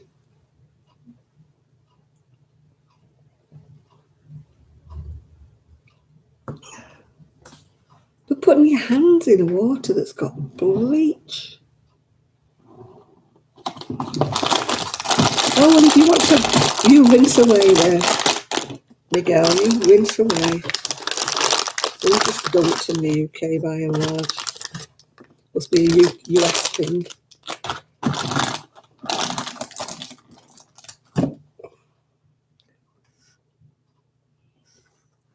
Well, they don't in the UK.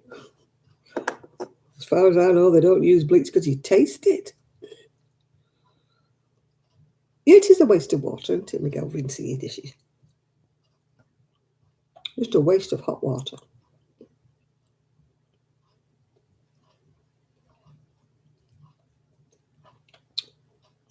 I wouldn't put my hands in anything that's got bleach in it.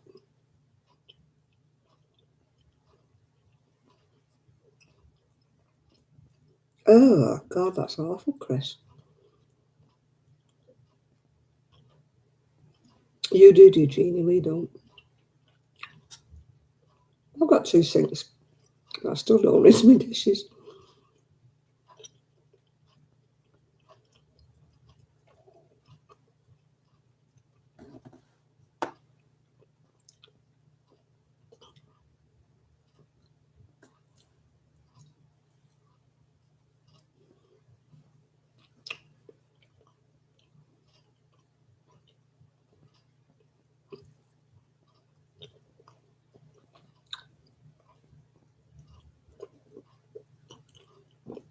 use bleach very sparingly. I do sometimes put my white things in bleach, you know, like the towels and that.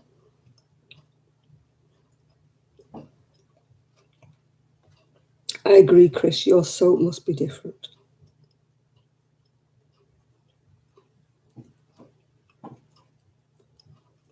That's true. My mother used to say you have to eat a peck of dirt before you die. I mean, I was very germophobic when my son was born.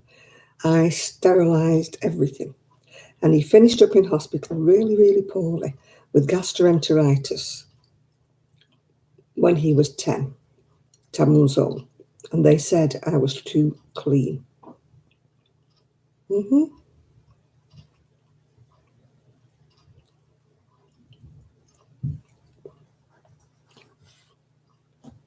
He said, it's all right with a newborn baby.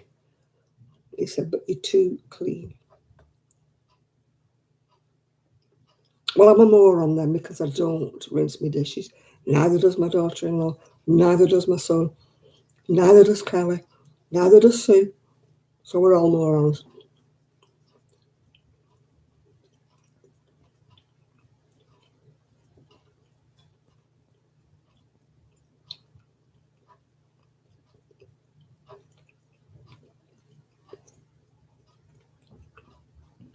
Little pony, whistle, whistle.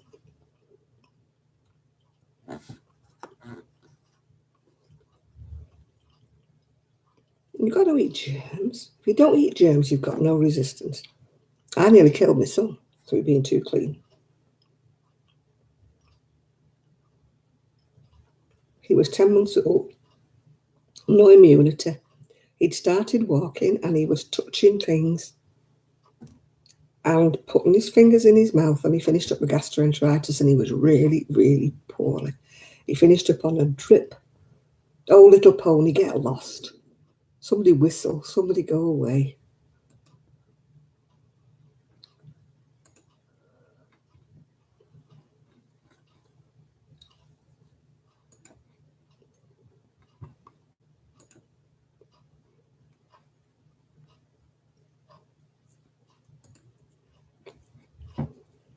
Yeah, I've reported him as well.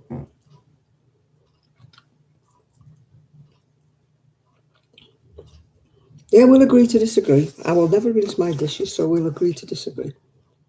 You can do what you want, Miguel, but you'll never get me to change. Little Pony has been reported for inappropriate language.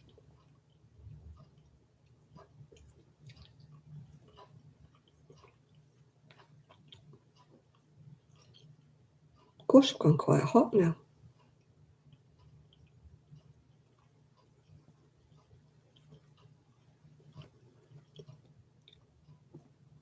Jeannie, that's probably why we're all getting COVID, because we've not got the immunity.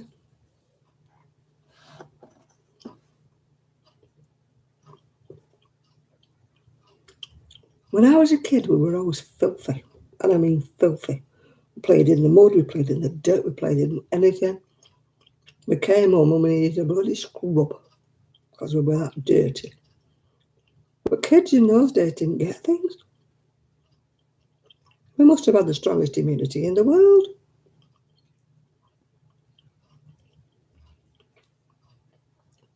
My dad used to say that slum kids are the healthiest kids that are going.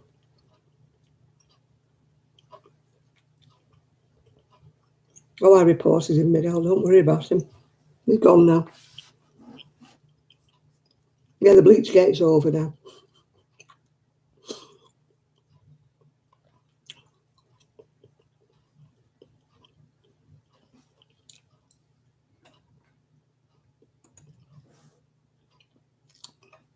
Oh, God, I mean, yeah. I used to have to scrub my son's jeans with, hard soap and a scrubbing brush.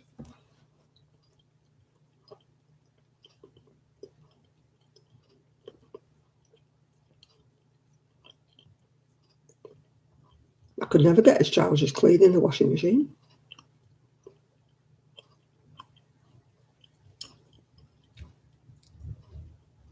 Oh, I don't do all this hand washing and rinsing and carrying on. Sanitising your hands here, sanitising your hands there.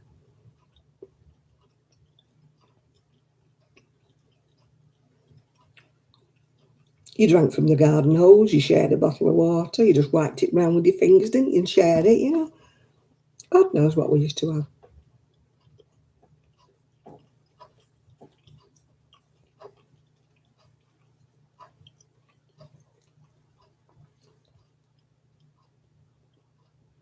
Oh, my mum used to say a peck of dirt, but I could never understand what a peck was. You have to eat a peck of dirt before you die, yeah.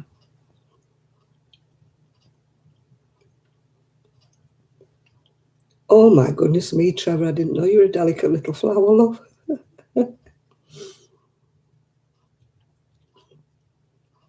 I can't use some of the stronger perfumed washing powders, you know, like I can't use them because they do make me itch, I must admit. But I was born with eczema, and although touch wood, most of it's gone, I just have little bits of it that flare up every now and again if I use something. My face is the worst. I get big patches of eczema coming down, yeah. Oh, 100 weight. Yeah.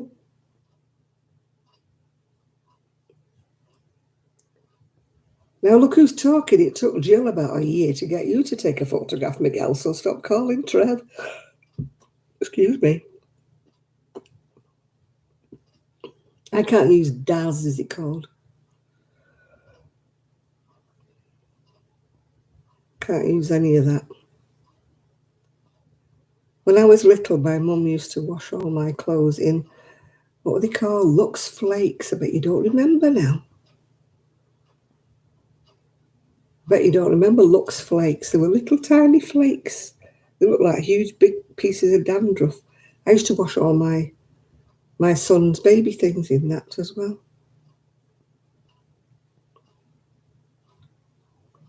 Oh God, especially if they've had their hands stuck in bloody sanitizer or something, yeah. Lux Flakes, they were lovely for baby stuff. Just pure soap, that's all they were.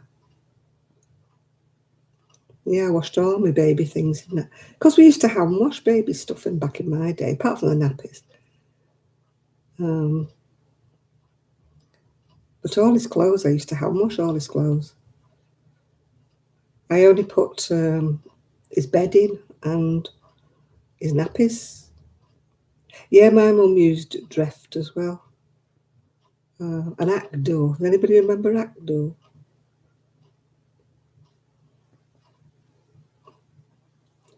Downy? No.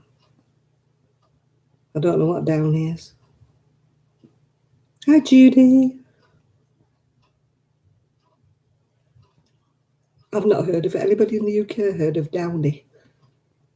No. Oh, Glow White, yeah. Supposed to make your net curtains go white. They never did they? My mother used to soak our net curtains in them, but they never made them white. She used to put do you remember nylon socks when they first came in, ladies? White nylon socks.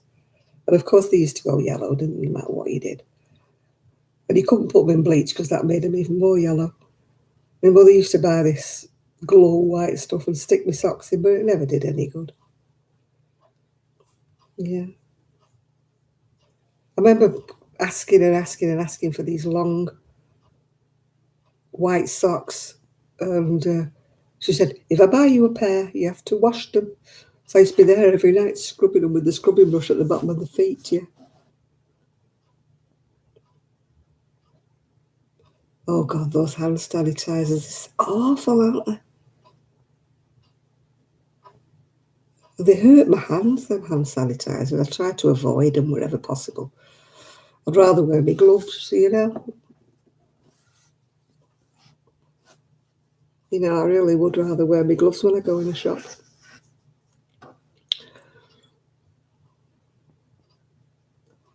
Did you miss anything? No, apart from the row about rinsing dishes, you didn't miss a thing.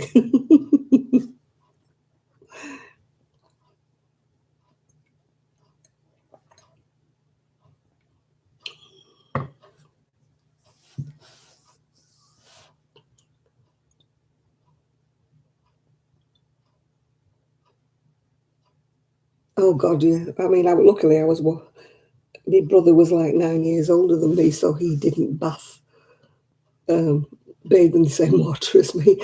So thankfully, I used to have the water to myself. Although sometimes my dad would say, "Leave the water in, and I'll have a bath when Janet's gone to bed," because he liked his water nearly cold. Yeah, you know, he couldn't do without water. My dad. My mother would get in the bath sometimes, and then she'd say, "Shall I leave the water for you, John?" And he kept saying, "No, leave it about an hour and a half, and I'll get in it then." Because my mother used to like her scolding, really scolding up my mum.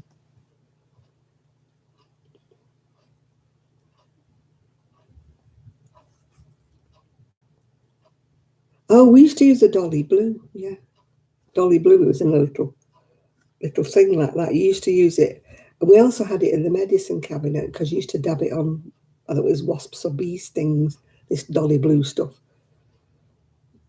Yeah, you put that in to make your whites whiter, didn't you, that Dolly Blue? It's like a tablet, like a brick that used to dissolve, wasn't it? A blue stuff. It's probably a bit like putting that purple shampoo on your hair, isn't it, when you're blonde or white? No, not Mrs. Slocum with the purple hair.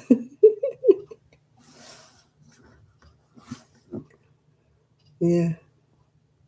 I cannot clean windows to save my soul. I've bought all kinds of things. I've used vinegar and newspaper. I've used everything that they tell me to. Oh, this trick, that trick, put vinegar. You know, I've even bought a blade. You know. Oh no, I never can clean windows. I just don't have the hand power to clean a window. I can't push on. Yeah. We used to use Lux Flakes, or I used to use something called Sturgeon. If anybody remembers Sturgeon, yeah. No, it used to be Sturgeon or Lux Flakes when I was little, when Arian was little, yeah. Oh, I've tried all those Mr. Muscle window cleaners. I've tried everything under the sun. And I can't get my windows clean. They always look streaky. They always say you shouldn't clean your windows when it's sun shining, don't they? Oh, I've bought all kinds of special stuff, Steve. I've used vinegar, I've used everything, and I still cannot clean a window. I've no power, in my hand to press on to clean them properly. I just sort of like smear it everywhere. Sturgeon, no, it's Stergene. That's what I still try to get that for Woolies. It's brilliant, but it's for hand washing, not for the machine.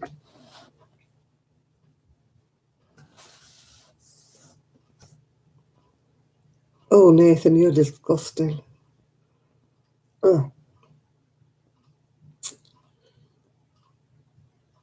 I have to clean my breathing machine, my CPAP machine. I have to clean that with, Sterident tablets that you. Oh, God, something on my cheek.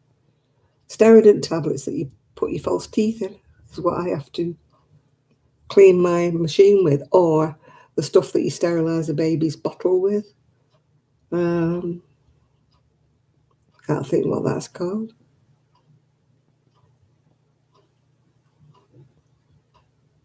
That stuff you sterilise babies' bottles with. It's liquid, you put it in the steriliser. That's what I'm supposed to get. I need to get some actually. Milton, that's what it is. I'm supposed to get either some Milton or some Sterident tablets. I need to clean me, the canister that has the water. Oh, Nathan, you and him, vinegar. Oh. Vinegar's only good for going on chips. That's French fries to you in the US. Although French fries to us is completely different than chips. French fries to us are little sticky things.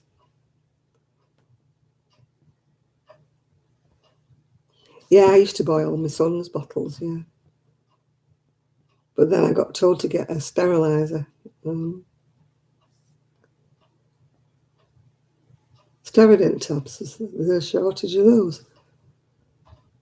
I don't know, I've not looked because I've got my own teeth still, just about.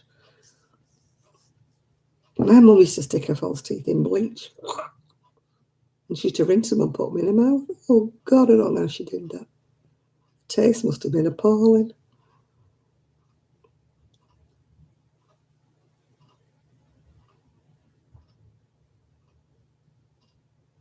Yeah, I'm not buying a steam steriliser just to clean me. It's to clean the... there's a water tank on my CPAP machine. And it gets sort of gunged up if you don't clean it. And sadly, I haven't been able to clean it properly since I've been here. I've been trying to scrub it and do, but it's not come clean. I need to get some Sterident tablets or some milk or something to get it properly clean. Because I've got to breathe all that water in, haven't I? God knows what it's doing to me. Yeah. Do you know, I've never eaten a pickled egg, so I wouldn't know whether I like one or I didn't. I've just never fancied one.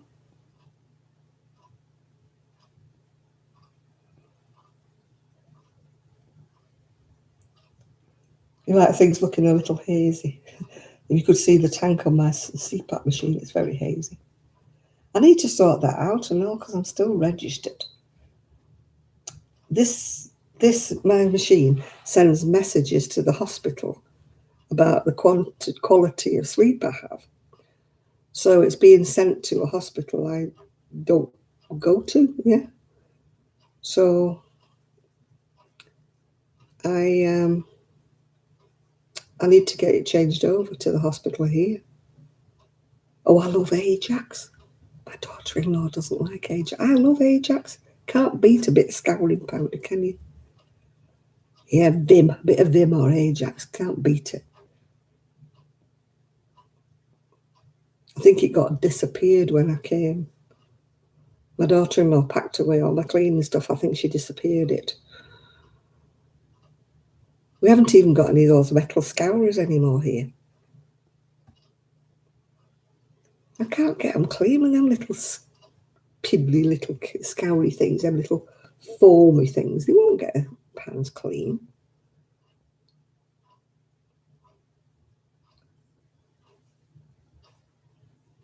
My mum used to scrub the back steps, and then we used to mop and stone here, put that donkey stone on to make them all lovely and white.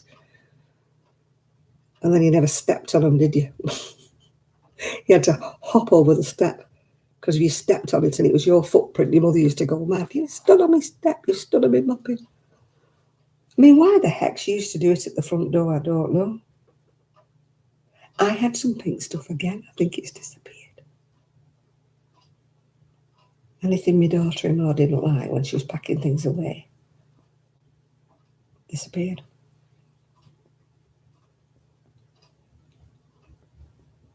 I don't like the Brillos. I only like just the actual metal scourers you buy. I don't like that. Brillos make me go through me when I touch them. I don't know why. I've never had a pickled egg, so I wouldn't know, Kaz. I never even fancied trying one. They used to always have them on the bar at the pub. I don't like that Jif. That Sif makes my hands hurt.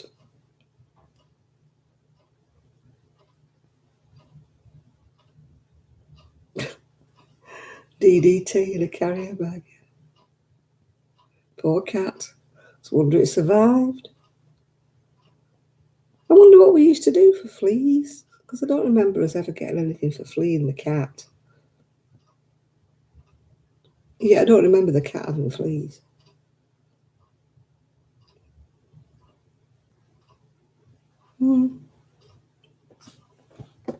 Yeah, I don't remember. Oh, what have I eaten today? I've got a stomach ache again. Oh, thought I got rid of it. But it's coming back to haunt me. What have I eaten today? I've had pork chops, I've had sugar snack peas, and some potatoes. I can't think what I ever did. Oh,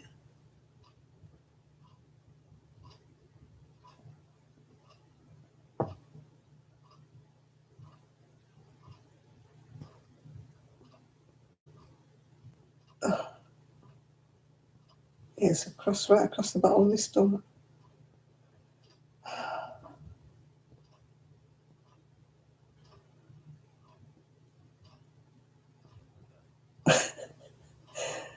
Yeah, that's the trouble. I can't do one, Trev. Yeah,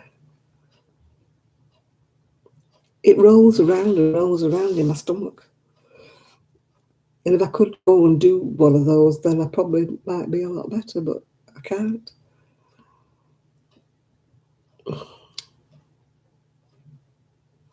I'll have to wait till later and put my heat pad on my tummy.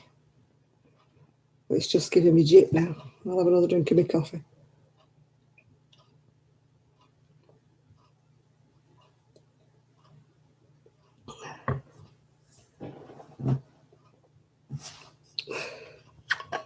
Oh, Ian swears by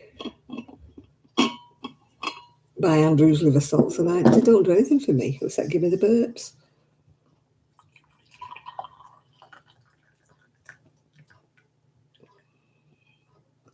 They don't have the desired effect on clearing me out, Andrew's liver salts. No. Oh, man, they weren't instant ones, these. They were, proper bought ones from, prune juice, yeah. I love prunes. Do you know, it's so hard round here to get prunes or prune juice or anything like that. It's so hard. You don't seem to have it in our local little stores. Oh, I don't. Senna tea. I did buy some Senna, whatever it is, tablets. But I didn't need them last time, so I didn't take them. If it gets any worse, I might take some, yeah. I don't like any kind of teas. My daughter-in-law gave me chamomile.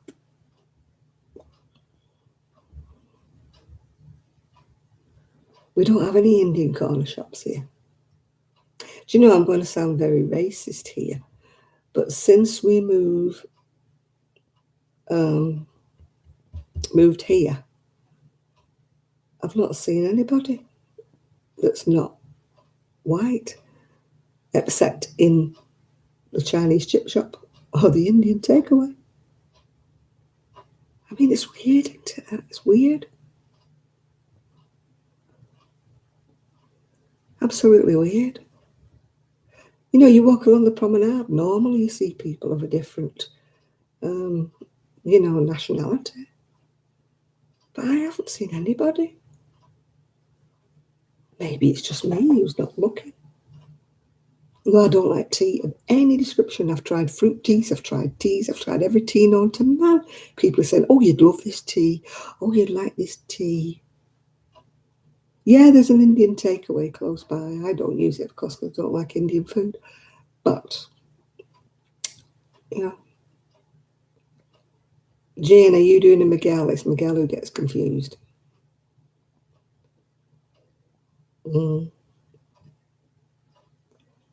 I don't like any kind of tea, Chris, at all. I've tried every tea known to man over the years. People telling me, oh, you'd love this Assam. Oh, you'd love Earl Grey. I can't eat curry, no, Miguel. I can't touch it. I don't like it. I hate it with a passion. No, I don't like any kind of fruit teas. I've tried all the fruit teas, thrown them all away. Oh, you'll like this tea, you'll like that tea. The answer is no. Don't like them. All the tea in China, yeah. Mine comes and goes, Ruth. I know what it is. It's IBS. It's unfortunately I suffer with IBS and I never know what sets it off. It's something different each time. I had a perfectly nice tea,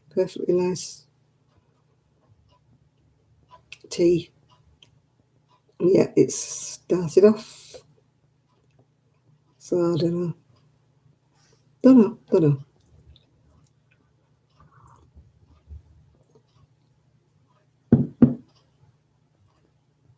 Somebody's definitely snoring. Might be my son because it's 11 o'clock. They do go to bed a lot earlier than I do.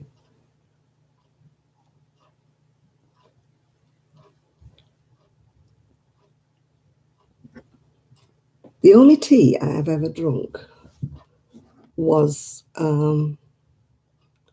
green tea in a Chinese restaurant. Green tea that you can buy, I don't like. But green tea in a Chinese restaurant, I can drink that. Oh God, my stomach is really hurting now. Oh, sorry to go on about it. I don't usually go on about my health, but it's really stabbing me.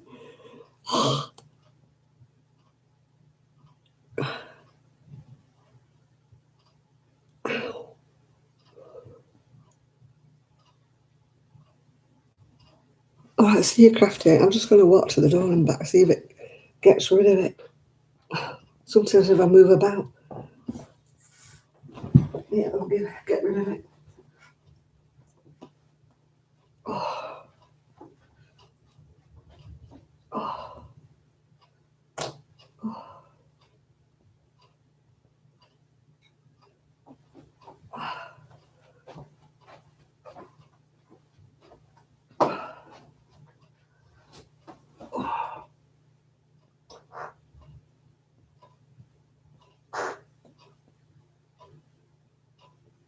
oh.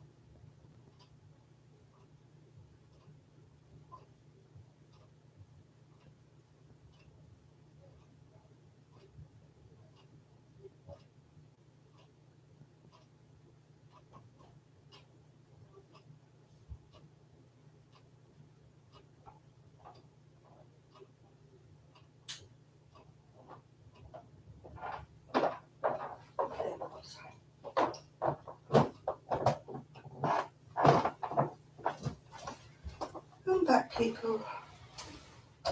Oh, I walked up and down a bit, that's a bit better now.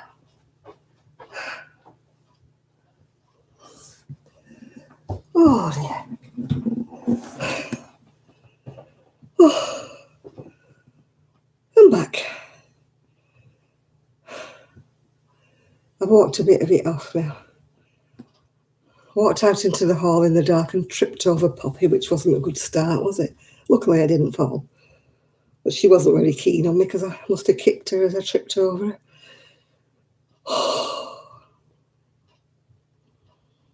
Oh, yeah, I'm back.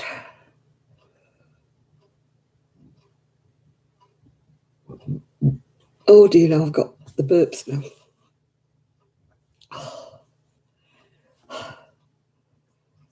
Oh God, yeah, the pain just came over me like a big wave. It was just terrible. I just had to walk it off. It was just. So I walked up and down the hall a couple of times. Like I said, I fell over Poppy because she's black and I didn't see her because I didn't put the light on.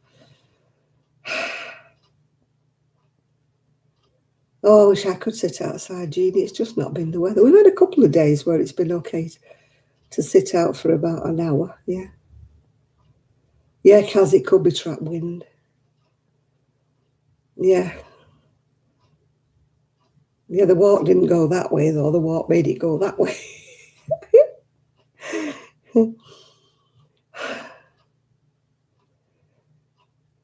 No, I don't think it's chocolate. I think it's something else I've eaten before the chocolate. I don't know what it could be. I had an apple, but it can't be that, can it? Oh, I never know what triggers it, and I'm not going on about it, but it's worn off a bit now, so I'm back. I just couldn't sit there any longer. It was like, oh, you have your big black olives. Disgusting creatures they are. Well, I had an apple about 4 o'clock because I got up late, so I had breakfast very late. So when it was lunchtime, I didn't want anything. So I had an apple, so that's probably why it set the apple off. The apple might have set me off, yeah. Everything I'm supposed to eat that's supposed to be good for me, for IBS and trap wind, has the reverse. Like you're supposed to eat that brown bread with bits in, what's it called? Not wholemeal, that with shavings in it, what's it called? Can't eat that at all. I can eat ordinary brown bread, and white bread, but I can't eat that other bread with, what's it called, wholemeal or something. It's got little bits and pieces in it. Oh.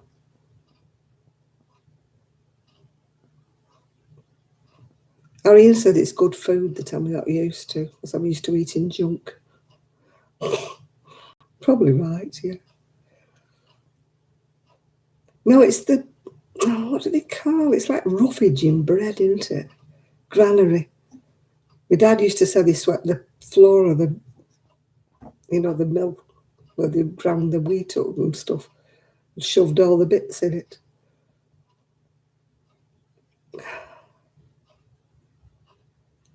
Yeah. Maybe my diet of fast foods and ready meals and that used to suit me. Now I'm eating a bit better. Maybe that's why I'm getting it more. Yeah. Whole grain, I can't eat that. But it's supposed to be good for you, isn't it, eating bread like that?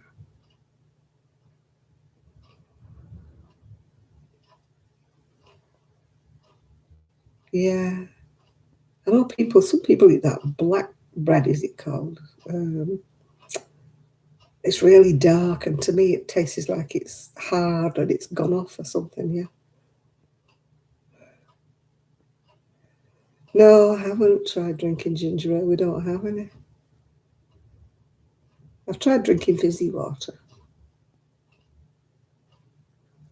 It's like everything else, it'll pass with the hot pad. It'll pass when I put the hot pad on my stomach.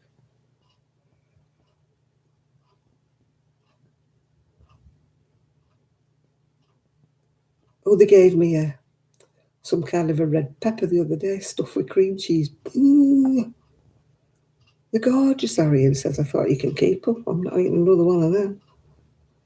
Vile things and creatures. And I can't eat anything spicy, like pepperoni and all that jazz, can't I?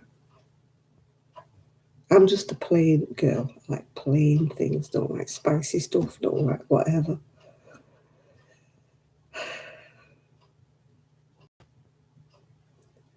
No, we've not got Alka-Seltzers or nothing like that. And I didn't bring anything with me. I've got some,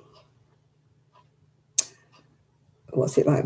Not Buscapine, what's it called? Whatever stuff. It's supposed to be for your trap wind and stuff. I'll take one of them before I go.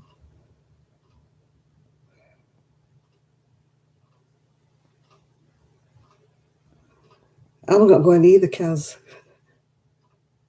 I'm not going to Chris's house for my dinner. We don't have Lucky Charms over here, Shad. I don't know what they are.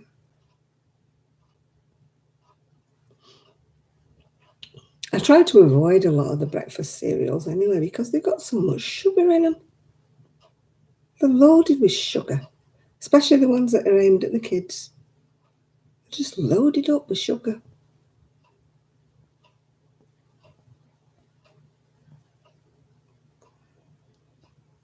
Yeah, I've got Gaviscon tablets and I've got this, not Buscapine, something like that. I've got some tablets. Yeah, I have Weetabix or porridge usually. I don't have any of these breakfast cereals because of, well, I mean, I am diabetic, so I shouldn't have anything with sugar in anyway, which is why I shouldn't have been eating the Maltesers. But I have put them down. Not eating them now. So I have to be careful with my sugar intake. So I don't eat, we don't often have a what I call an afters, a pudding or anything like that because of, the sugar content, yeah. Oh, you're going now, Jane, right. Goodbye now.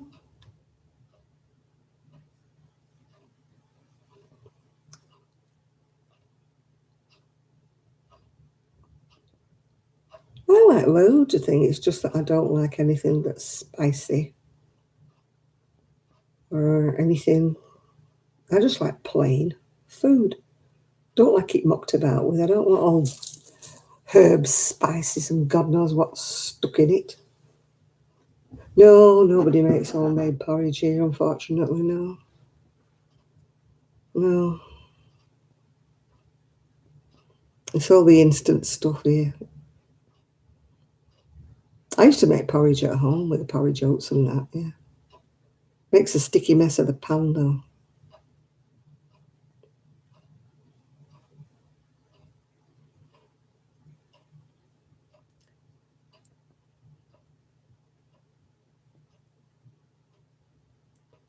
They're very high in sugar, are they, Ruth? Yeah. Yeah, I try not to eat any of the cereals because when you look at the ingredients, by gum, they're so high in sugar. All the fancy things. And I don't like these muesli things. Oh, thank you, Nancy. No, these mueslis and muesli bars and stuff. I mean, that's sort of, muesli is what you give to cows, isn't it? Stuff.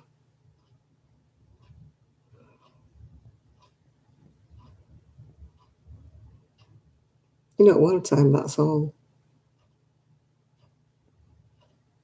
Oh, you used to feed all that oatsy kind of nutsy stuff. You used to feed it to the animals. I don't know how come it suddenly became the thing to eat when you were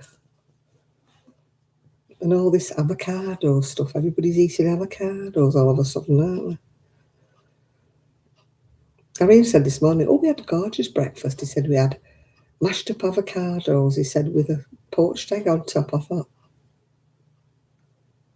ugh.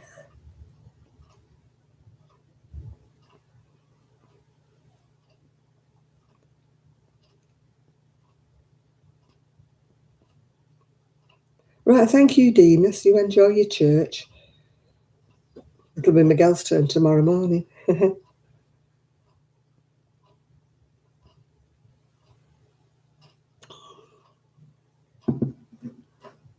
I don't think they're having services over here still. I don't like avocado. It tastes greasy to me. You know, slidey and greasy.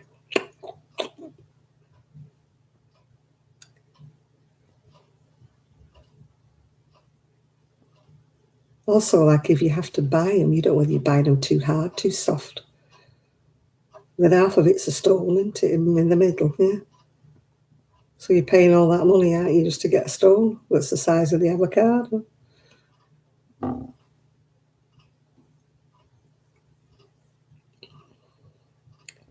So no thanks. I shall stick to my normal fruit.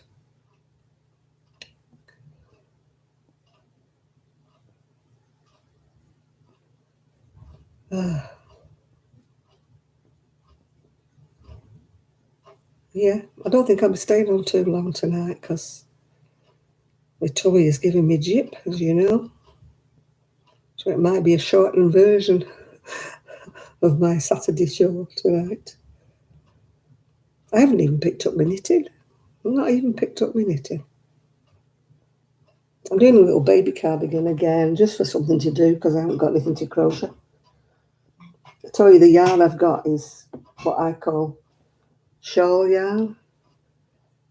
I started crocheting with it, but it doesn't look right.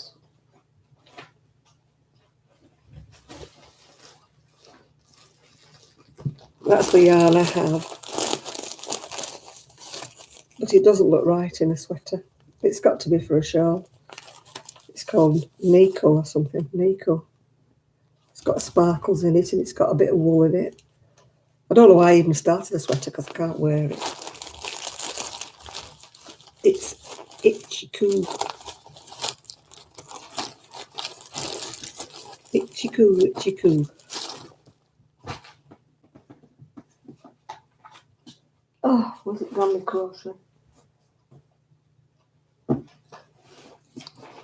I'm using my bag here as a knitting bag.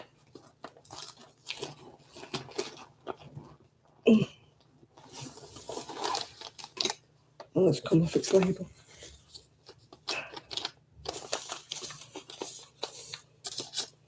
Now I started making something else, but it's just not right. It's just got to be to a shawl. It just doesn't look right like that to me. Oh, with patchy bits and patches. It's not right. It's got to be a shawl.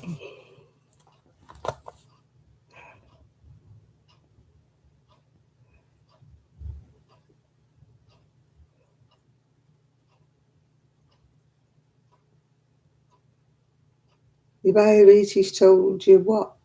What am I missing? It's better in a shawl. It's just not. It's not any other kind of. It's not a cardigan sweater or anything. It's just got to be a shawl. And I'm not in the mood for making a shawl right now. But all the yarn I've got is shawl stuff. So at the moment, I'm just making for my friends' foster babies. How much of it do I have? 4 balls, I think I have. So it'll be a shawl.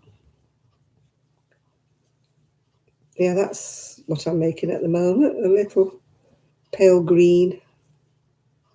It's going to be a cardigan, yeah.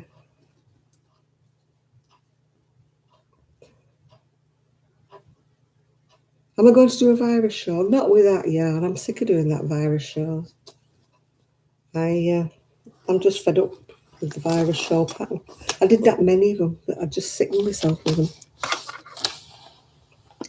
I mean, a friend of mine's just seen something I'd put on Facebook, a very old green one from way, way back. And she said, I would like one of those, but large. I thought, I'm not being awful, but she's in America. And if I made her one, it would cost me a fortune to send it to her. So, yeah, I just made 2 little fronts. Yeah.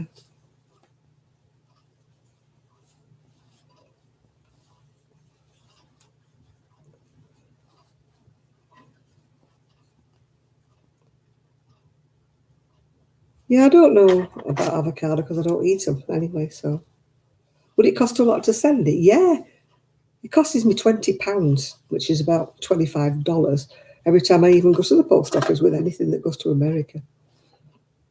It's ridiculous, the price of post from here to America. I don't even go there anymore now. If I'm trying to sell any of my stuff on Etsy, then obviously I have to, put the price. But Etsy just messed it up for me when they said I have to advertise everything as post-free. I just couldn't. How can you advertise something as post-free when it's going to cost you $25 to send it to America? So obviously you've got to include the $25 in the price of the shawl or whatever. And people are saying, oh, your things are so expensive. I can't help it, can I?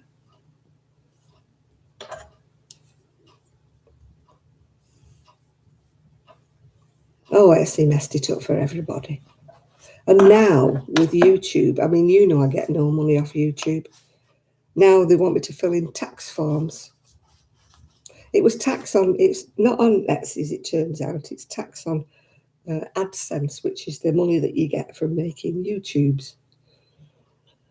Well, as I said before, I make next to nothing on any YouTube videos I make, so it doesn't really affect me. But if I don't fill it in, they're going to take 24% off me. It's ludicrous, really. There should be a low limit. If you only earn less than so much, less than $100 or something, you don't pay it. It's ridiculous. Charging little people like me who make nothing, saying they're going to take 24% off me. It makes it that you don't want to do anything.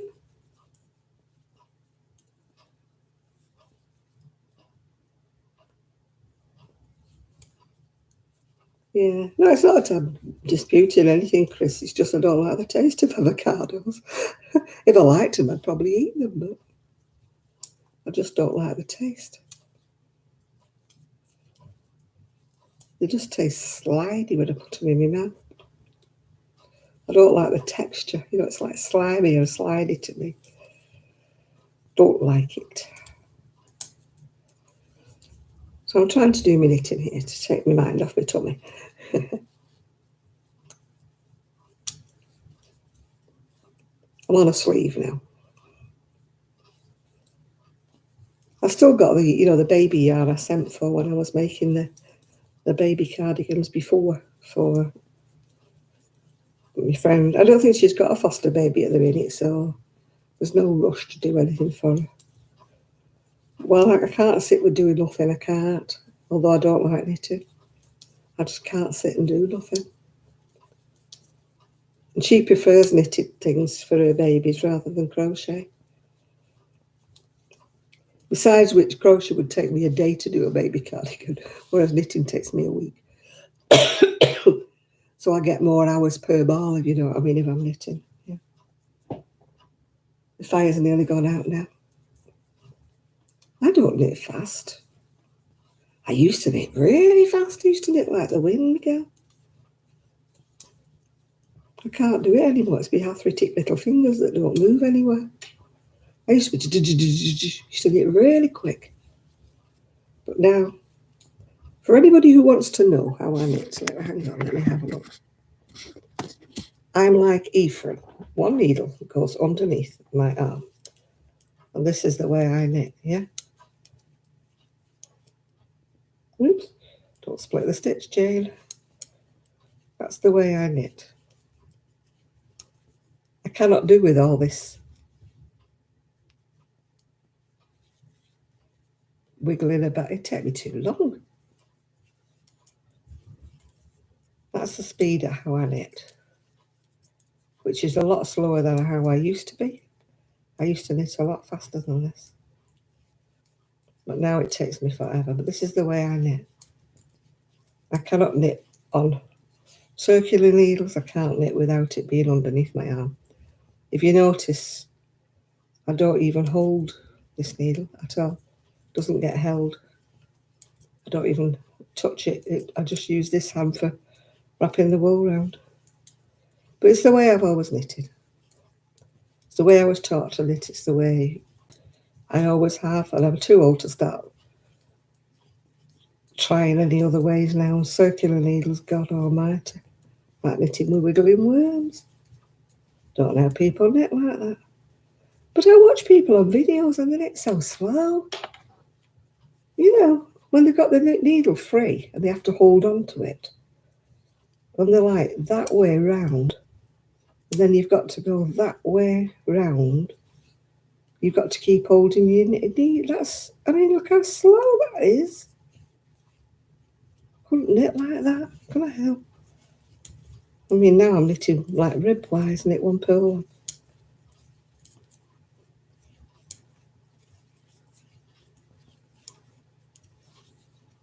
You know, to me, this is the way I always knit. It was funny the other day. I watched a video about. I watch a lot of these videos where people do walks around the country and stuff, and they were talking about the fishwives who used to walk to the trains and that with these big baskets of fish on their back. And they showed an old film. And I mean, it was Michael Portillo when he was holding one of these baskets of fish, and it was so heavy. And yet there was a little old film showing these little old ladies wandering up and down with these baskets on their back. And one of them was knitting away as she was walking along. I thought, that's what you call multitasking, isn't it? Yes. I knew that the Scottish women used to knit on their way to market, but I didn't know the fishwives did as well. Yeah, it is slower than crochet, Sandra. Yeah, it is. But this is the way I've always knitted, and it tickles people because the only other person I know who knits like this is Ephraim. Yeah. Oh, we've got one in the corner. Can you see it? Right in the very corner there. There, can you see it? Got smoke. Got a carbon monoxide alarm. They fitted it when they fitted the fire.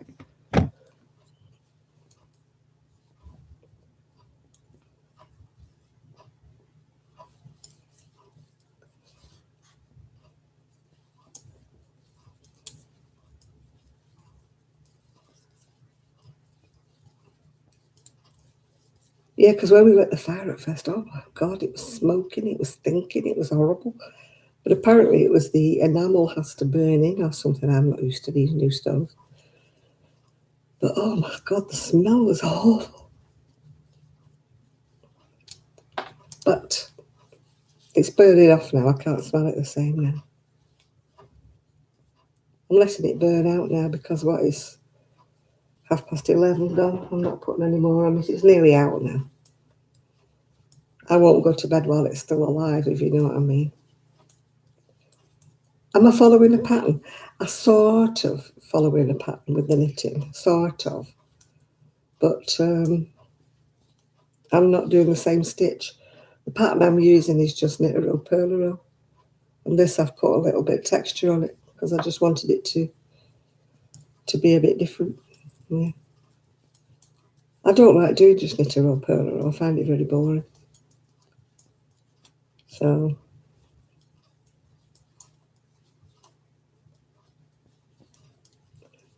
and all the patterns I've only got like a little bit of pattern around the bottom of them.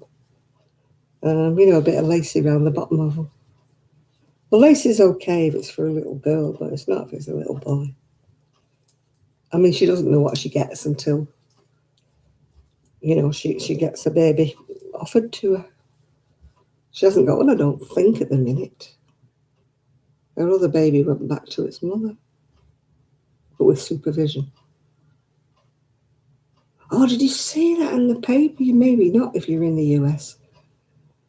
An 18-year-old woman went to celebrate her 18th birthday, went partying for 6 days, leaving her 20-month-old baby on its own. Of course, when she come back, it was dead, wasn't it? But what mentality is that? To leave a 20-month-old baby on its own in a flat? You know, I mean, the family apparently going potty, but what's wrong with asking grandma or an auntie or anybody to look after it for you? You know, you don't go out on the whatever, the booze or whatever she was on for 6 days and leave a baby.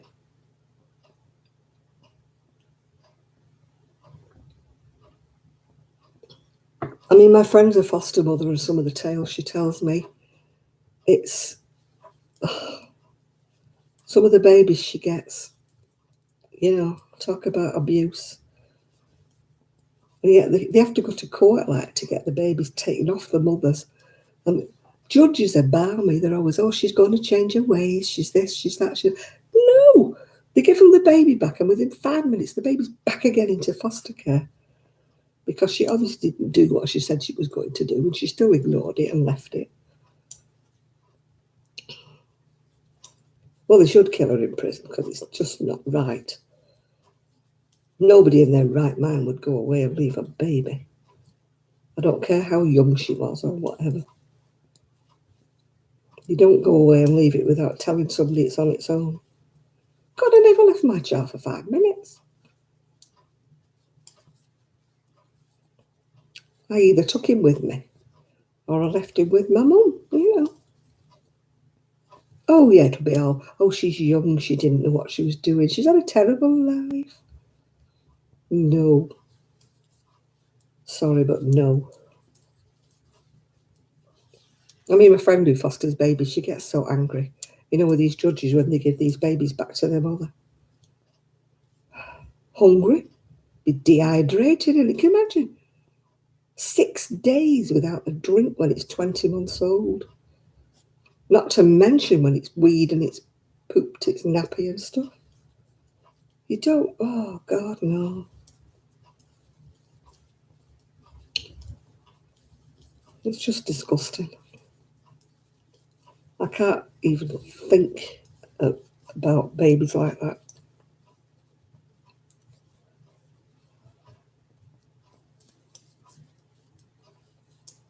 Yeah, Lisa, that's the way I've always knitted. She was in the UK, yeah, Chris. Yeah. She was in the UK.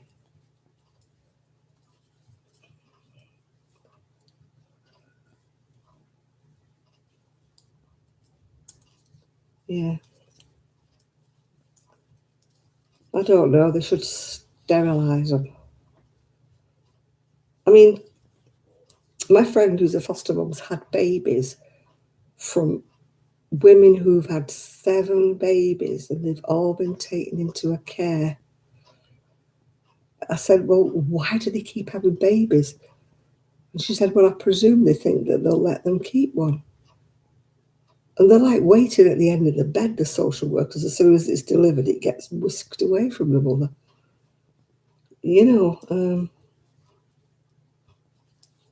Our laws, unfortunately, are not strict enough, Miguel. They should be stricter. I think they should be able, like in the case of somebody who's had like 7 babies and all of them have been taken into care, they should sterilise it whether she likes it or she bloody doesn't, forcibly hold her down and inject her with some birth control or something.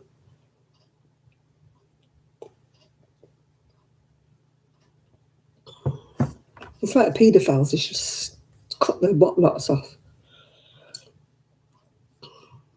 I just don't believe in anything like that.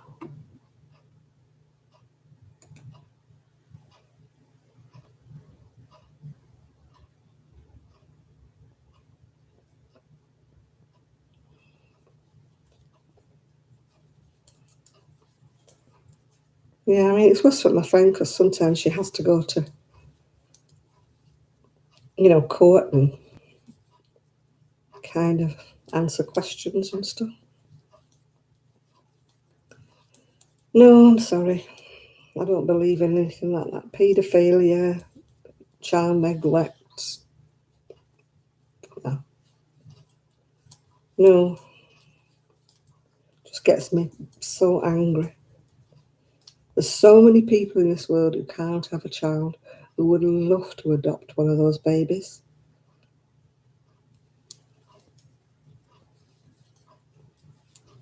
Yeah, and so they should be. Standard, so they should. If she can't stop taking drugs while she's pregnant, she's not going to stop taking drugs when the baby's born. If she's so addicted, then that's the way it is. I'm sorry she's had like 9 months to get clean, hasn't she? And probably all the help in the world offered. Exactly, you see, this keeps going on, doesn't it, Trevor? It goes on and on and on. As I said, there's people over here who would be crying out for a little baby to adopt.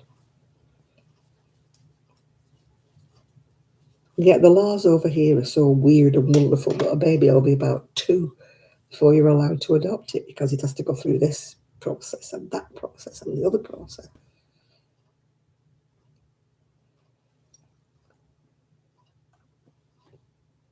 Yeah, exactly. If a mother knew it was going on. And these women who allow their husbands to molest their daughters. No.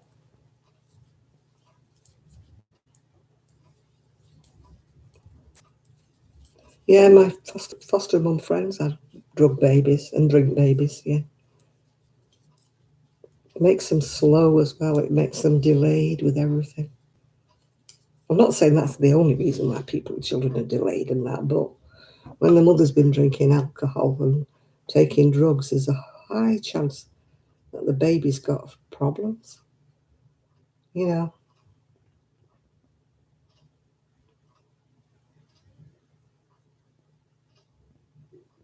Oh, hi, BB. Yeah, oh, I can't understand.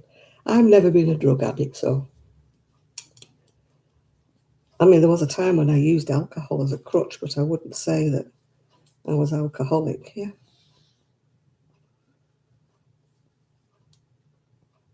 But I've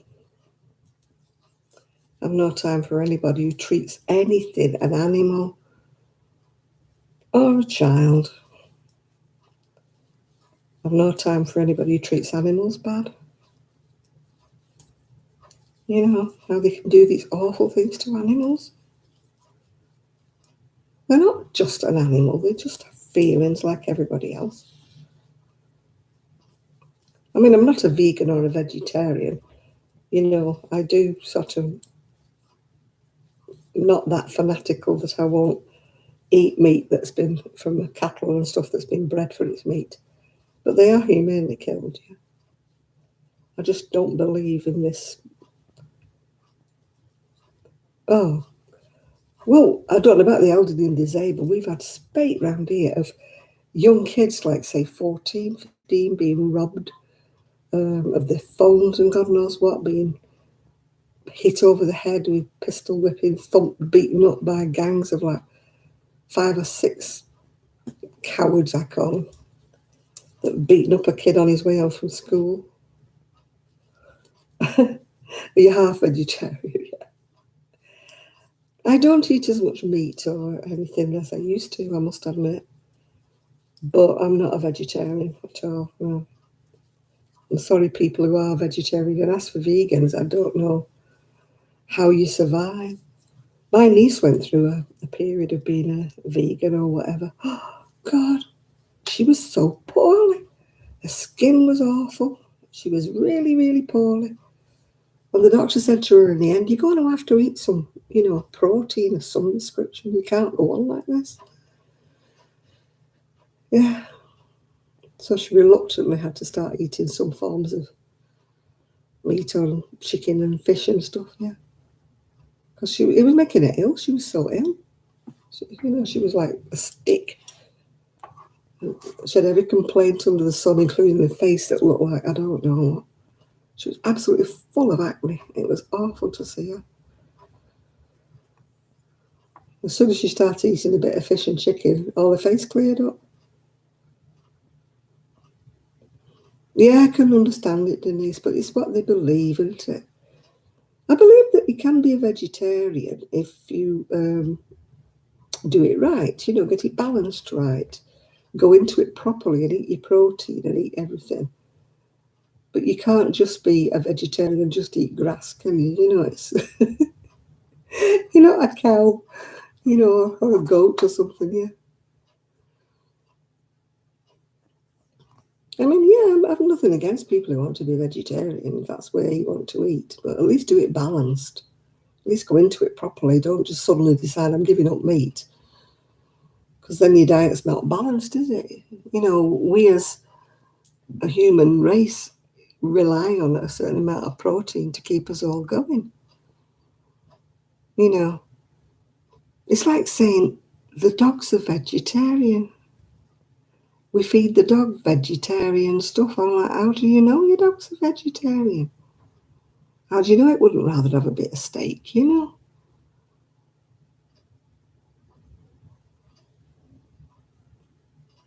Oh, yeah. I mean, yeah, I'm not knocking anybody who wants to be vegetarian, Shad. I'm not knocking anybody. I'm just saying go into it properly to make sure your diet is balanced. Yeah. But, that's the way people live and have their beliefs.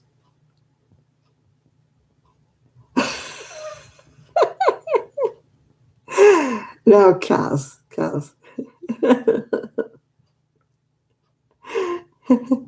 Are you human, Miguel?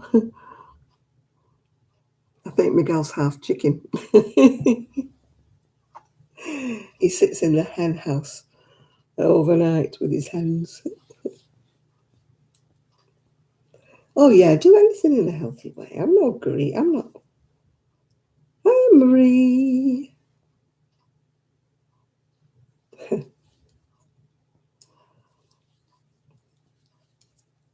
Yeah, I mean, people have their fads and their fanaticals, yeah. Yeah, I've probably got friends who are vegetarian and vegan. People don't make a fuss about it, do they? Yeah. I mean, it's like I've got friends who are Jewish and you don't know what to offer them to eat. Oh, God, Chris, yeah. Couldn't get enough calories. I'm not surprised. You must be as thin as a rat.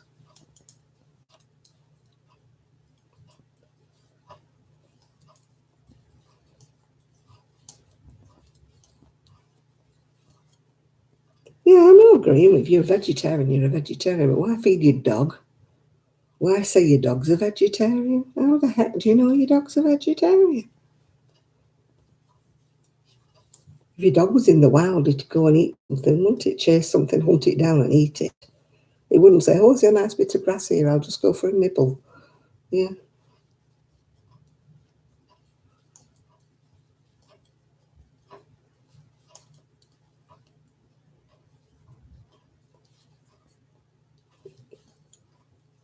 Jill said she spent ages trying to get you to smile for a photograph, and in the end she gave up, Miguel.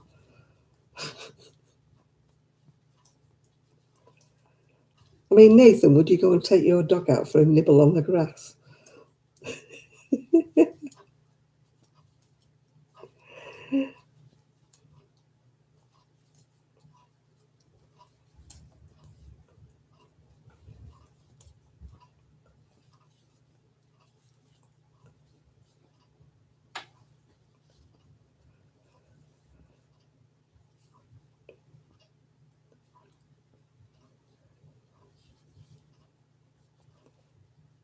Save you cutting it. I don't think your dog would like eating grass, Nathan. She doesn't look like the grass eating type.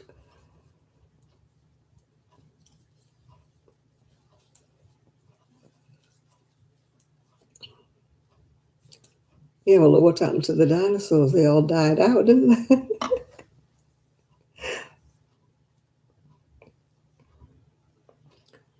If they were vegetarians, what happened to them all? Poppy did that today.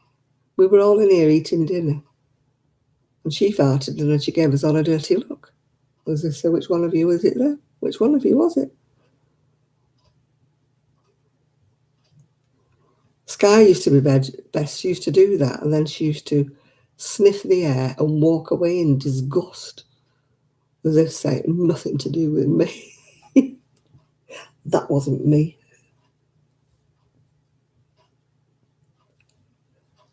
Turkey dinosaurs come from somebody's imagination, Kels. All the bits off a turkey that nobody can eat, like the sinews and all the rubbish that is churn it all up. And they put it into turkey twizzlers. Poppy does not like the new fireplace. It's too hot for her. She'll come in when it's not late, but she doesn't like it when it's late.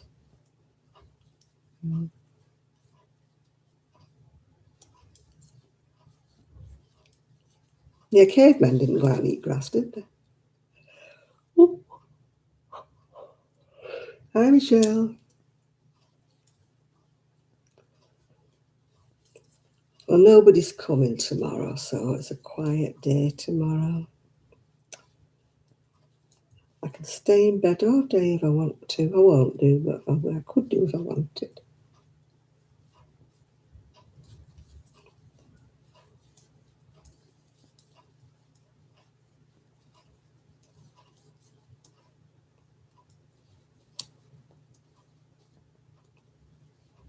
I can lie in my bed and read a book. If it's nice, though, I will get up and I shall do some washing, if I can sort out this washing machine. It's one of these high-tech, newfangled things, you know, where you stand there, twiddle a dial, press, pray, press a, What did I get for Mother's Day? I got a bunch of flowers and I got one of those heat pad things, lavender pad, yeah. That's what I got for Mother's Day. We don't go wild over here. Like some people do with their Mother's Day presents. We don't go mad. I think Trish got a bunch of flowers off her family. I don't know whether she got anything else or not. Maybe she got a bottle of wine, I don't know. But like I say, we're not in for extravagant gifts over here. Right, I've got to see how much my sleeve should measure. Sleeve. I wish they'd put the measurements on the patterns like they used to. In the good old days, down the side of the patterns, there always used to be. Oh, BB, my shed's a sore subject. Never arrived yet again. So I'm absolutely distraught. It's put me in the right mood for the rest of the week. That shed not coming. Right, it's got to be 14 centimetres from the beginning.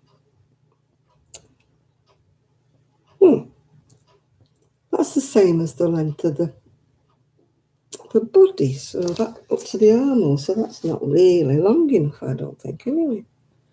I always thought sleeves were a bit longer than the body were. Or is that just me? Either way, I'm not there yet.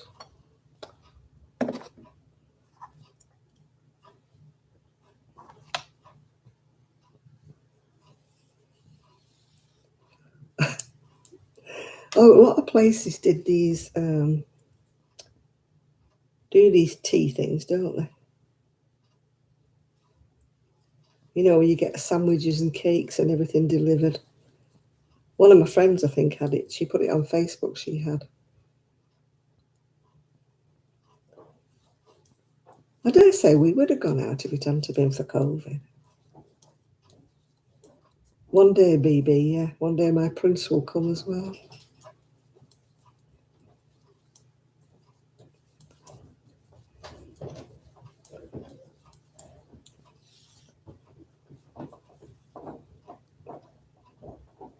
Yeah, they're always the same length. Oh, I'm going to do mine a little bit longer because I always think baby's arms are longer than the body's. You know, some babies have got really long gangly arms, haven't they? I mean, it isn't with adults, is it? If you do like 14 inches up to the armhole on a sweater, you do about 16 or 17 on the sleeves, don't you? So why is it that babies have got shorter arms?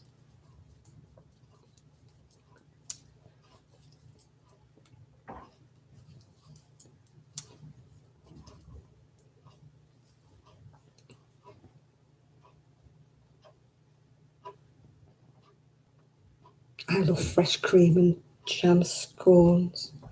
Been a long time since I had that.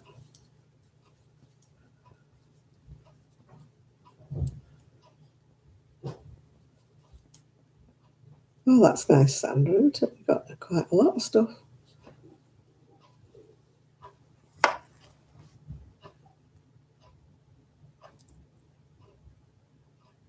I went somewhere in London one time for afternoon tea. But it's really expensive. Might have been the Ritz. A friend of mine took me and treated me. We had scones and jam on that. Honestly, I couldn't eat anything for hours afterwards. I was so stuffed with these scones. And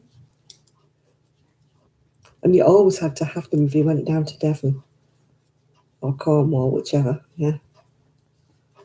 It's supposed to be Devon cream teas, isn't it, really, to be quite honest about it? But Cornish do them, yeah.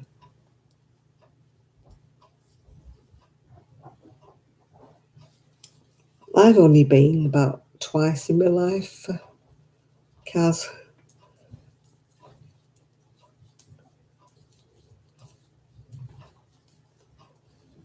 I got treated to one a couple of years ago. We went to this place, and they had little tiny sandwiches and scones and stuff.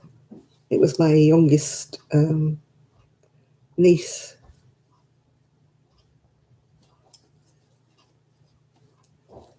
Yeah. Oh, so you're not coming to take me out for tea then, Trev? Right, okay. I've crossed you off my list.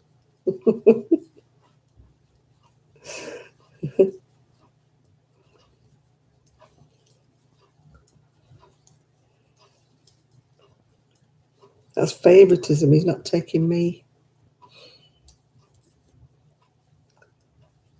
I'm a long way from London, yeah, Miguel. It's not exactly like, you know. And the trains over here are so expensive. Train fares. Anyway, I don't think Trev's in the middle of London anymore.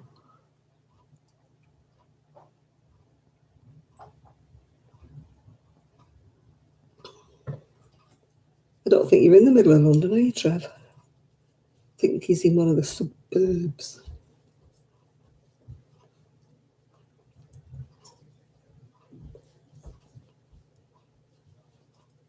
Oh, you are in the middle of London. Ah, right. Oh, he's got more than two strings to his bow, Kaz, believe me. Mm. Well, I'm still in lockdown as well, Trev, so don't worry about it. I'm longing for the day when I can actually just go up the promenade in the sea, sit in a cafe, have a cup of coffee and a toast or whatever I buy. But it's all shut down. You can get a coffee, but you've got to drink it outside. All you can have is a takeaway. You know, who wants to sit in the cold with a takeaway coffee? It's not the same, is it?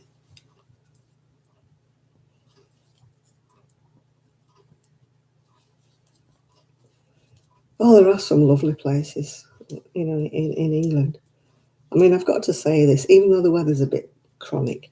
If the weather wasn't chronic, then I don't think most people would ever go on holiday abroad. We go on holiday abroad because the weather's so dire, you know.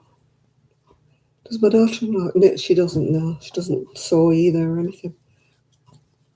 No crafts.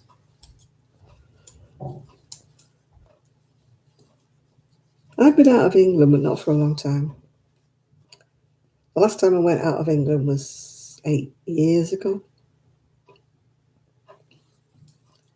I went to Skiathos in Greece. Oh, I would love to go back there again. But it's so hilly. I'd never be able to walk it anymore. It took me all the time to walk it last time I went. But that was 8 years ago, and I was in a lot better nick than I am now. So I don't know. I don't think I'd be able to go back to Skiathos.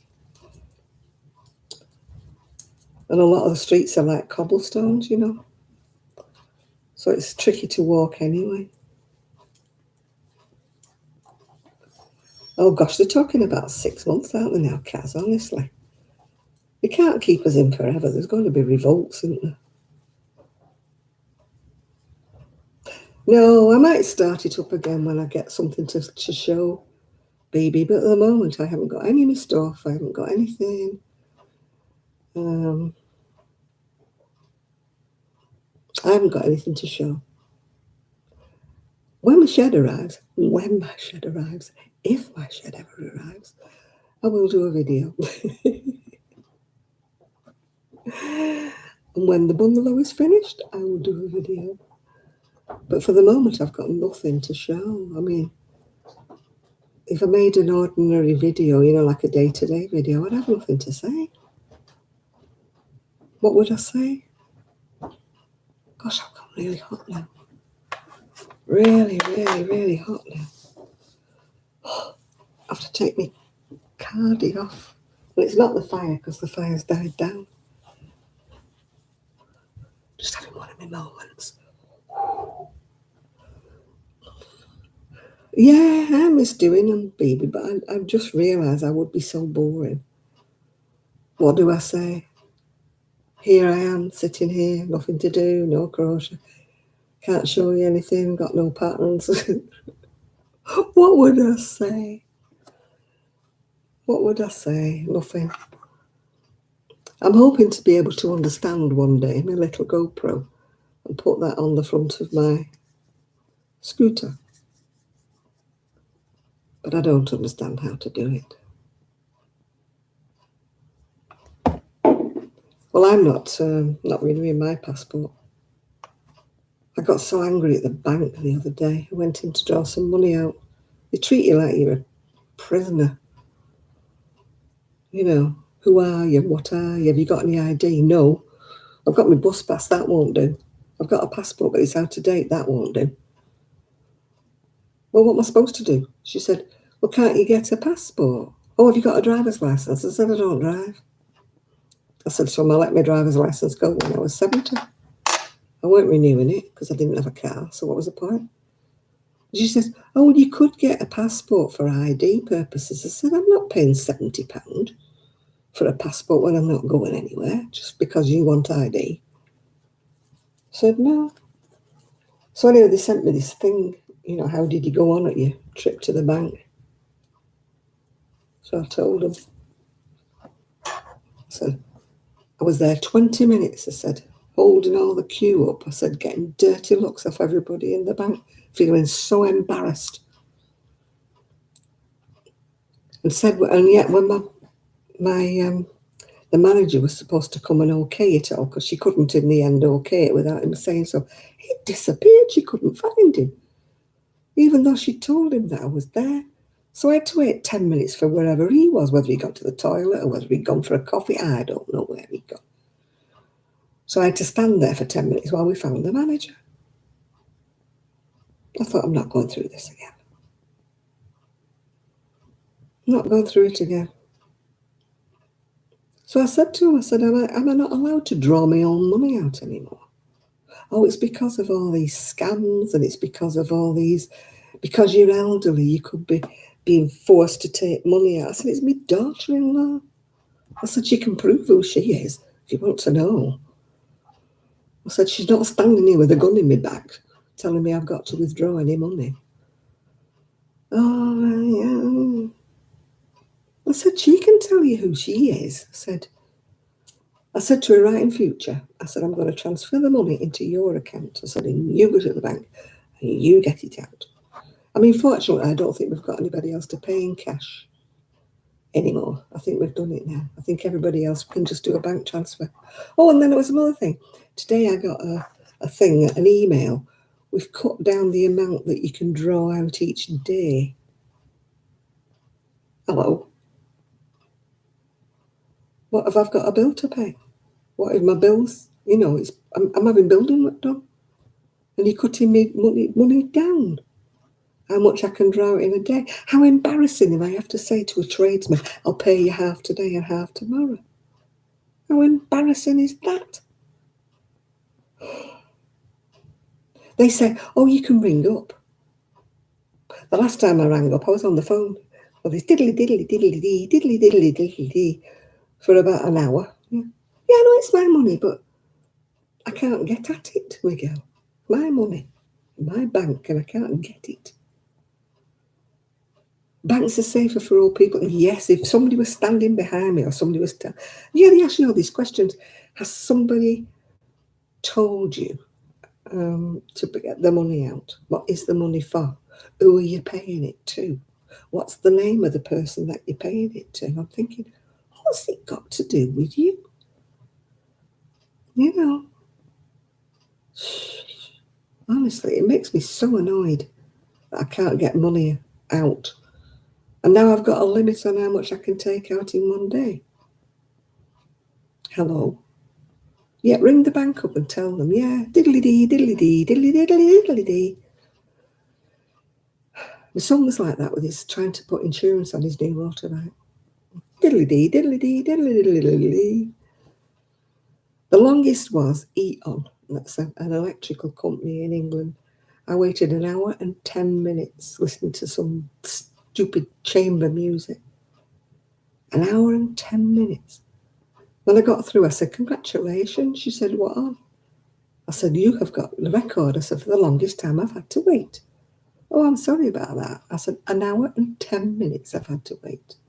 With you, with diddly-dee, diddly-dee, diddly-dee." I said, "And me paying for the damn phone call." It's no wonder we get mad, is there?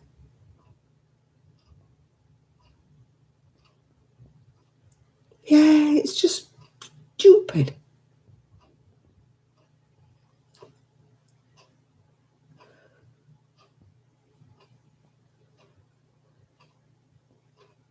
Oh my God, are you leaving us, Shad? Are you happy to be however time you've got left? I thought you were building yourself a house. You can't go yet.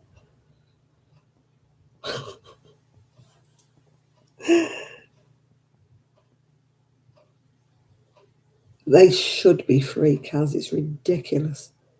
You're paying for the services, aren't you, for electric, gas, whatever, and yet you cannot get through to anybody without having to listen to diddly-dee, diddly-dee, diddly-dee for about half an hour. It's so maddening. You feel certain that there's somebody there just not even answering the phone. They just, "Oh, put it on the music. She'll be there for half an hour. Put it on the music. Just let her listen to diddly-dee for half an hour. She's fine." Yeah.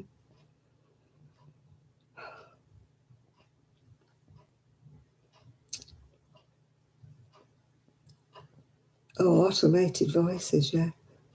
"Your call is important to us. Please hold on and we'll be with you shortly. Do you know that you can do this online at www.da. Yes, you go on www. And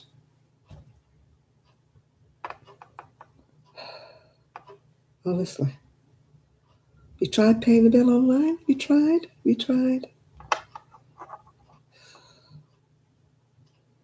Sorry, that number you've just given us does not tally up with a live account. Try again. So you're reading it off the bill and you're going 06, whatever number they tell you to. It's a damned electric board, for goodness sake, and you're telling me it doesn't tally up? Gone are the days when you used to walk with your little bill in your little hand and a cheque in the other hand. And you used to open the shop door and say, "I'm here to pay my electric bill." And you used to give it to them in 2 minutes. In, out. Thank you very much. Bye. Or you used to put a cheque in the post. Now there's no cheques. Everything's done on a root card. Can't put your card in the post, can you?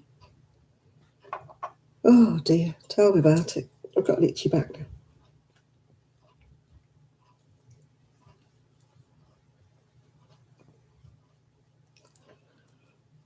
I mean, you get little old dears. You want to pay them billing cash or something.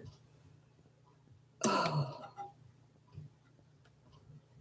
I've stopped with BT. I told them I don't want a landline anymore, don't want it, because all I got was a load of hassle. Yeah, all I've got is a mobile now and I don't answer it. If I don't know who it is, if it's an unknown caller, I don't answer it. Yeah. End of. Just don't answer it. Oh, trying to change everything over. When I moved here, like your details for your pensions and your this and your that and your the other. You try to get hold of the pensions and say, oh, you need a different department, yeah.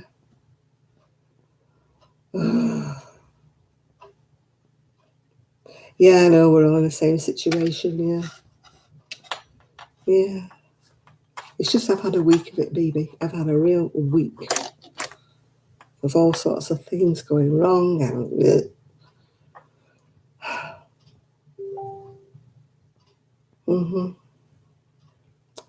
And now somebody's messaging me on flipping Facebook. Why are they messaging me on Facebook when they know I'm on here? Oh, never mind. Let me see who's messaging me.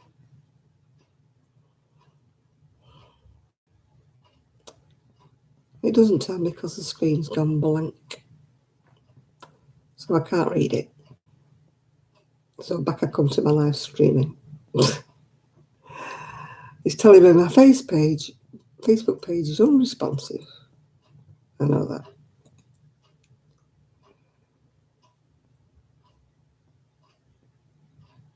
Oh, I plan on being 100, Shad. I want to get me telegram. Well, it'll be Charlie Boy, won't it? Or it could even be William when I'm 100. Yep. I want my telegram from the Queen. Well, it's not the Queen. She won't be a blesser. Yeah.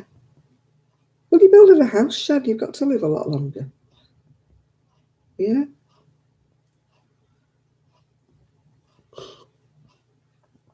When I was young, 100 was thought to be absolutely flipping ancient, and hardly anybody got to 100.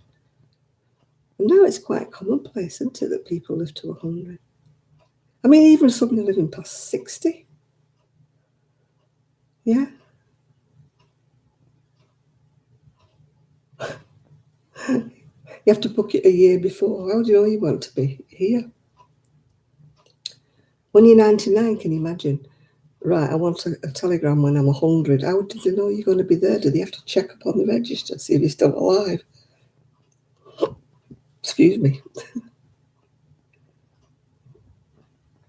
I don't know whether I'll be here when I'm 100, but I mean, I'm 75 and I've got no plans to go anywhere just yet. I want to get the benefit out of my new place, don't I? When I get my conservatory and the sun's going to shine and the sea. I don't want to be popping my clogs just when I moved here. That'd be like a waste of space and time, wouldn't it?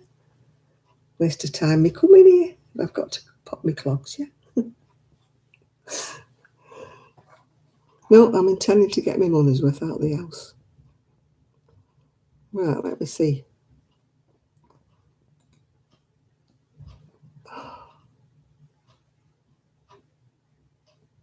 All right, it was Jill saying she's sorry she disappeared. Her daughter called her and she's frustrated about the technology crap. I agree with you, Jill. I'm frustrated about it as well.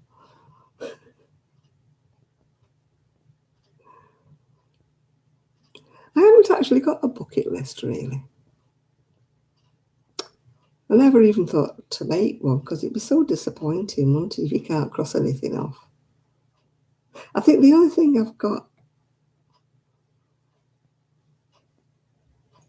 I can't go anywhere. No, all right, Lynn, I can't. Right, you're right there. The only thing I've got sort of on my bucket list is I'd like to go on a cruise. But that's not an absolutely set in stone thing on my bucket list. And I would like to go back to Skiathos again in Greece, but I tell you, it's all hilly. And all the hotels seem to be up a hill, so it is all money, isn't it, Nathan? Well, they haven't told me I've won the lottery tonight, so I dare say I haven't. I haven't had any phone calls saying, hey, you've won the lottery. So I guess I haven't. Or maybe they might phone me till tomorrow, yeah. Sue's very well. I actually spoke to her this week. She's doing absolutely smashing. Kelly, I don't know. I haven't heard from her in about a couple of weeks. I presume she's okay. She's not made any videos as far as I know, so I don't know. I think the kids are back in school again, but they're stopping out for Easter. Yeah, on your bucket list is that we'll ever get a video. Sean's doing very well from what I can gather. She had the COVID injection and wasn't very well after it, but she just isn't making videos anymore. She is on Facebook with you if if you want to stay in touch with her. Yeah, I think Miguel's bucket's not got a bottom in it. Never mind a hole in it.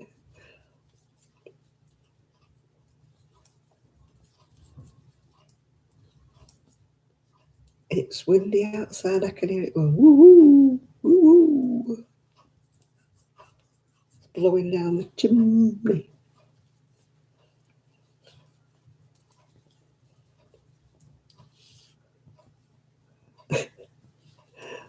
Story of your life, is it, Miguel? There's a hole. There's a hole in my pocket. That's where I keep my money. Or is it in my purse? There's a hole in that, I think. Yeah, I think it must drop out. As fast as I put it in, it drops out the other end, I think. I will never be rich. Never, ever be rich. Tell you, if I did win the lottery, wouldn't I have a lot of friends?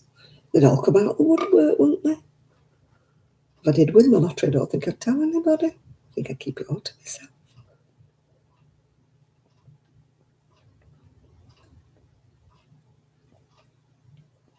I might send gifts to people, but I wouldn't tell them why.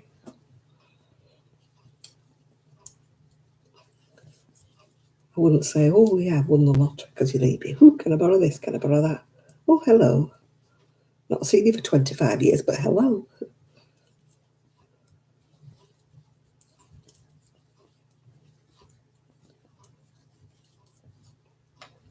Now, if I won the lottery, obviously you see your family right, don't you?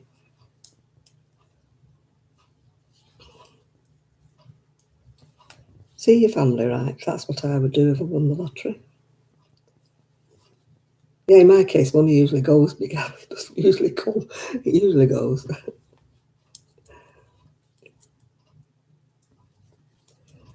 All right, baby, good night.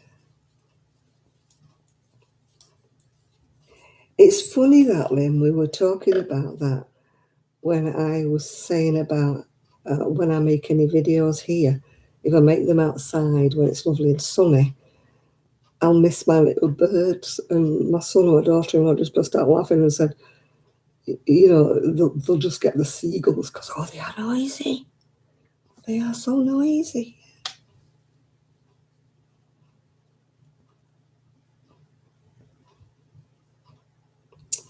Oh, Kaz, I know, yeah. You've reduced your bucket list to a pail. I think mine's down to a beaker. You know what you call it, a mug, beaker, my bucket list. Oh, must be next door.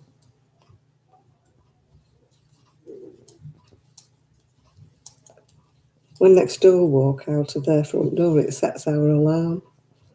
We've got one of those doorbell things, where you can talk to people through the doorbell.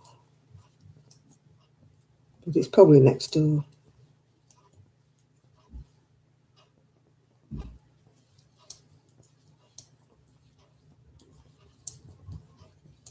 Yeah, they must have had visitors because somebody's just started up a car.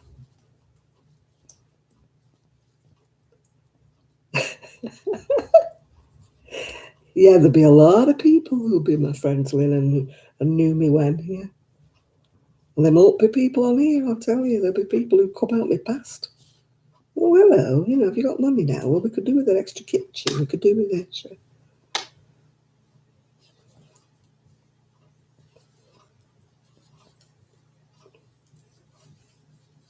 I wouldn't drive now,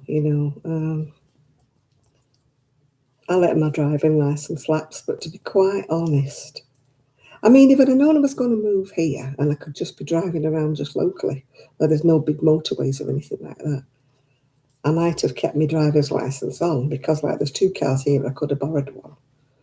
But I've left it too long. I don't think I could. Anyway, it sets me back off when I drive too long. If I sit and drive any distance, when I get where I'm going, I can't stand up. I can't get out here. So no. And I'm terrified of motorways, yeah. Oh my God, yeah. Friends will be coming out of the woodwork, wouldn't they, Lynn, if you won thousands? Oh, or should I say millions? You need to win millions, wouldn't you, really? It's no good winning 1,000. That's not either there, is it?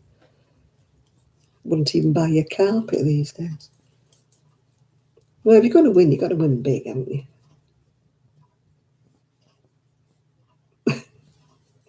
We're quite lucky, really. It's just my neighbours next door that set it off. Although the other day we did have a cat that kept setting it off.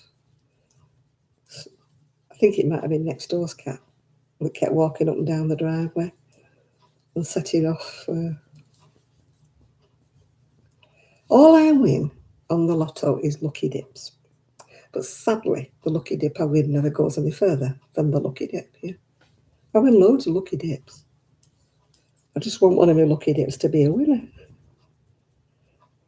But of course, yeah, you can't win that, can you? You can't be guaranteed that a lucky dip will win anything. Why would it make you hateful, Shad? It wouldn't change me. Except it would be nice just to be able to have something in the bank that you could just go and buy something without having to think about it and weigh up whether you could afford it. Or, like today I was looking at little dressing tables that just open up and, you've got that little stool underneath. And I was like, yeah, I'd like one of those when my bedroom's done. But other things are more important than that. So I have to weigh up whether I've got enough left over at the end of the time to get one. Yeah. So it would be nice to just be able to say, oh, I can go and get that. Yeah, that would be lovely. So I don't understand why money would make hateful, Shad.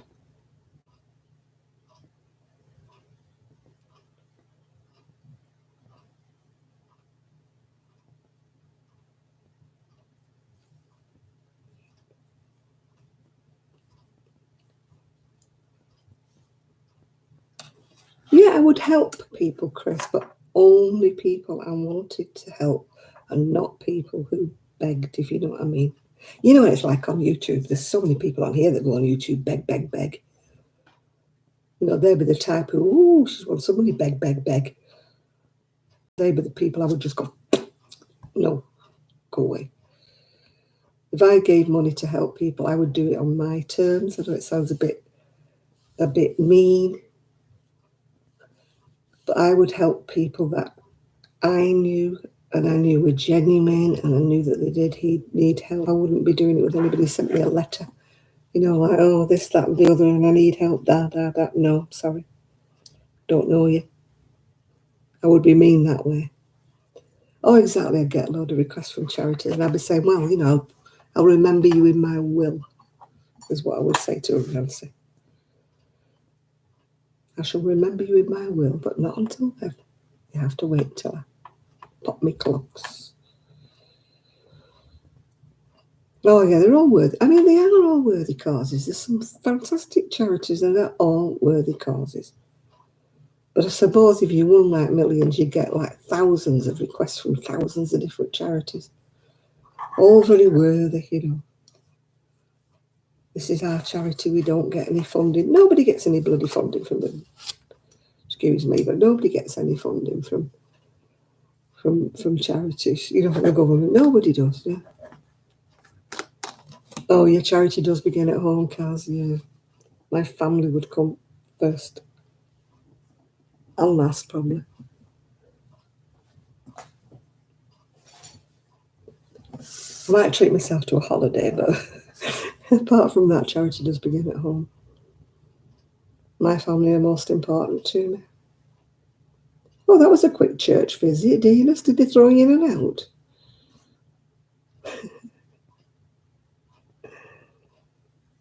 Look at my roots. I need my knees coming. My roots are terrible. Look at the state of them.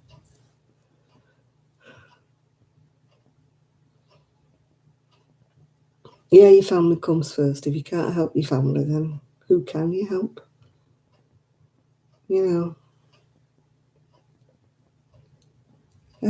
God, anyway, it's 12:30 here, or 1:30 if you're moving the clock forward.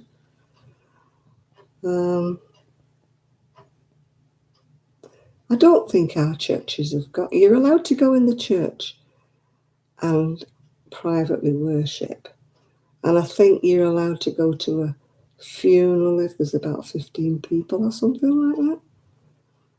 But apart from that, I don't think we've got any normal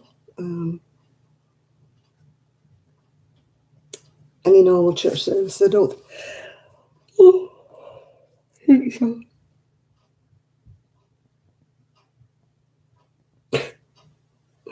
No, I wouldn't be buying things I didn't want. You know, people run out, don't they, buy the latest car, the latest this, the latest that. I wouldn't be doing that, no. I'd be on a plane, yeah.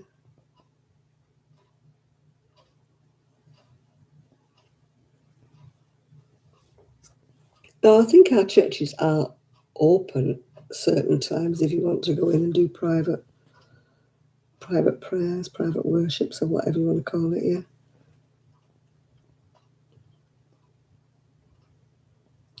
No, I don't need. I'd like aids that would help me, you know, like my scooter, stuff like that. You know, little things like that. Redoing the bathroom, say, for example, you know, redoing the shower room. Stuff like that I'd do. But no, I wouldn't want a fancy car, fancy this, fancy that.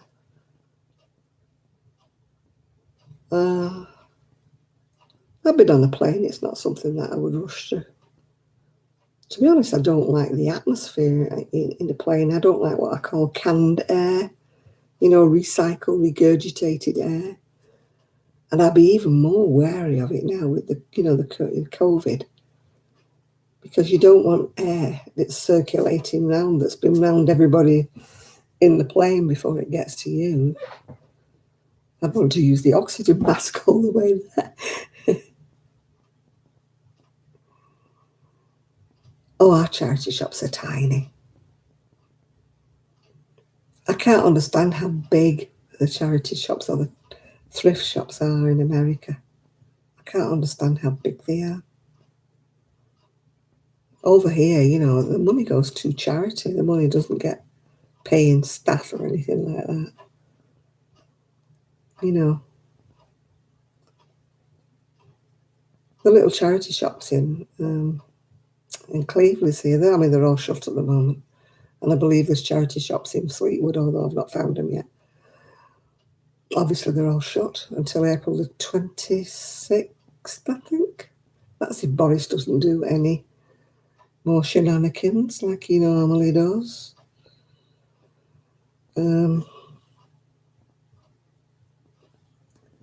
Yeah. No, I wouldn't want to go on a long distance flight. I wouldn't want to come to the States. It's nothing to do with me not liking the States. It's just I couldn't do that long flight anymore. Unless I was in first class and I could walk about and stretch my legs, or, you know, get one of those planes where you can have a sleep. You know, but not to go business, you know, ordinary class where you're all squashed in together with your legs all squashed. I can't cope. I have to walk about. I have to move my legs and my hips, and I couldn't cope. Especially if I was like on the inside seat and I had to keep saying, excuse me, excuse me, excuse me to get out. Yeah. No. Can't cope. You know, those hour flights, how many hours is it from here to America? A lot of hours. I've only ever flown when it's been at the most 2-3 hours. That's the only time I've ever flown. And even then I get cooped up. I want to get off. I want to get out. I can't stand it.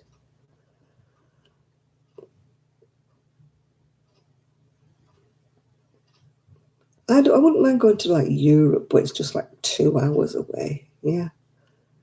But I couldn't do the US or, you know, Canada or Australia or anywhere like where you have to be hours and hours and hours on a plane. No, I don't sit near the window, Dina. I always sit near the aisle so I can stretch my legs out better. People are going, oh, don't you want the window seat? I'm like, no. I mean, at one time they gave me a window seat and I wanted to swap. And they're saying, you can't do that because the seat's got your name on it. You know, really cheerful. This is the air hostess. If there was a crash, you see, we couldn't identify if you weren't sitting in your right seat. Now, that's cheerful, isn't it? That's cheerful. I've just got on this plane and I'm not happy about flying. And you're just telling me I can't change seats because they wouldn't identify me if we had a crash. So now I always say I don't want to sit near the window. Like somebody wants to look out, sit near the window, because I don't want to. Yeah. Oh, I couldn't do 12 or 13 hours. No. Yeah, we can't identify if there's a crash. Isn't that a cheerful thing to say to you? It's bad enough when they do the da-da. You know, the oxygen's above you, the life jackets are underneath your seat and all that. That thrills me, no end, yeah. If you're a nervous flyer like I am, you know. I have to pretend I'm on a coach, you know, or a bus or something like that. I'm a terrible flyer, Kaz. It's no good asking me. People love flying. I have to be like anaesthetised before they get me on a plane. You know, I am absolutely petrified. Petrified. A guy came up to me one time and said, you know, thank you. And I said, what are you thanking me for? He said, your face when we were taking off, your face. He said, my wife was petrified till I said to her, turn around and look at that lady. She's more scared than you are. She said that she was that busy laughing at your face. She said that she got through the takeoff without any trouble.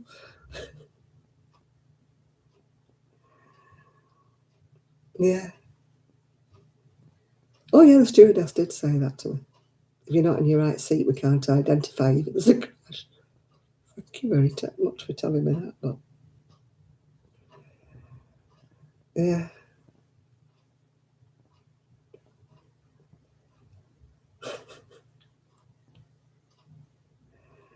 No, I just don't. I will fly and it won't put me off and I will go again, but I do need to be either, I won't say drunk, but I need a drink before I get on the plane. Either that or I need a Valium before I get on the plane. And then 2 days before I'm due to come back off my holiday, it spoils the last 2 days of my holiday because I'm getting worked up thinking I've got to get on the plane to come home again. So, you know, I think it'd be better on a cruise.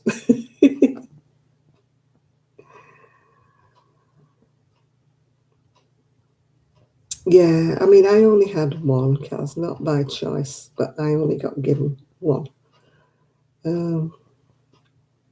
I wish I'd have had both. Yeah.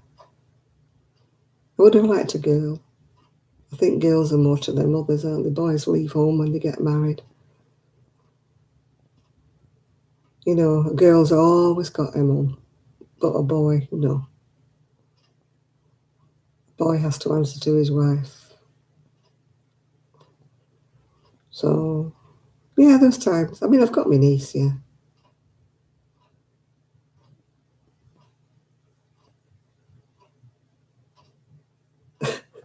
I know, Lydia, that's just lovely, isn't it? Yeah. Shad, you're in a very doomy mood, aren't you?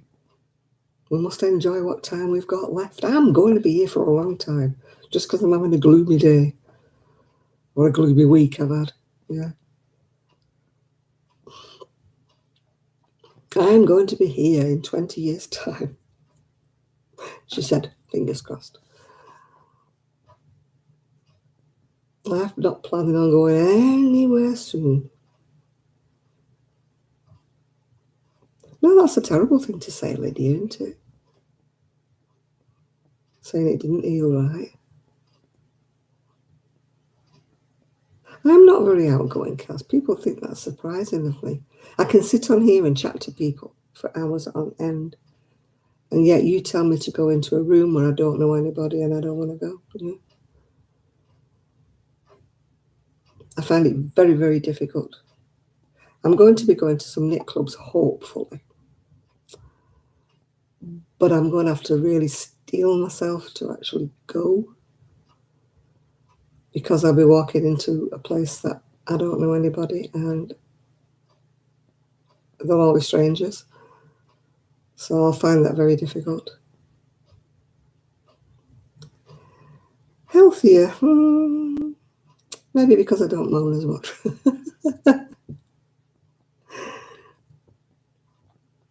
I'm very quiet in real life, Kaz. Absolutely. You wouldn't. I'm like two different people. Yeah. Oh gosh, yeah, I hope so. Bloom and grow. I do hope so.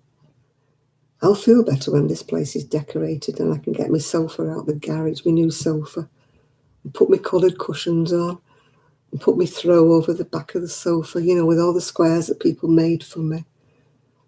Put my elephants out on the window bottom, you know. Get these cupboards together and put my mum's glassware in and stuff. Find my crochet books and put them on the shelves. Then I will feel like I'm at home. But at the moment, no, I can't settle. I'm not as bad as a friend of ours who moved here when we did.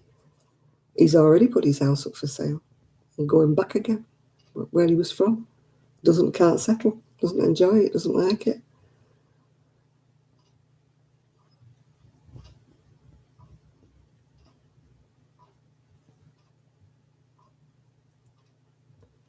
Yeah, well, our knit clubs around here, Lynn, have all stopped because they're all indoors. So, I'm hoping to be able to go, yeah.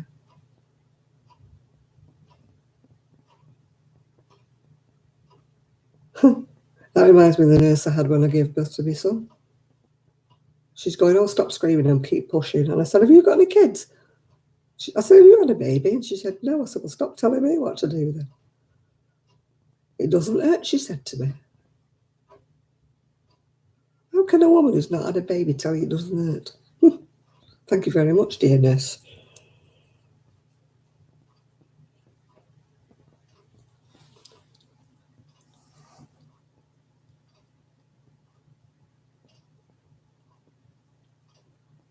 I know, Ruth, I know, I will make friends. It's just, I've been feeling very isolated since I've been here because nobody's been allowed to visit.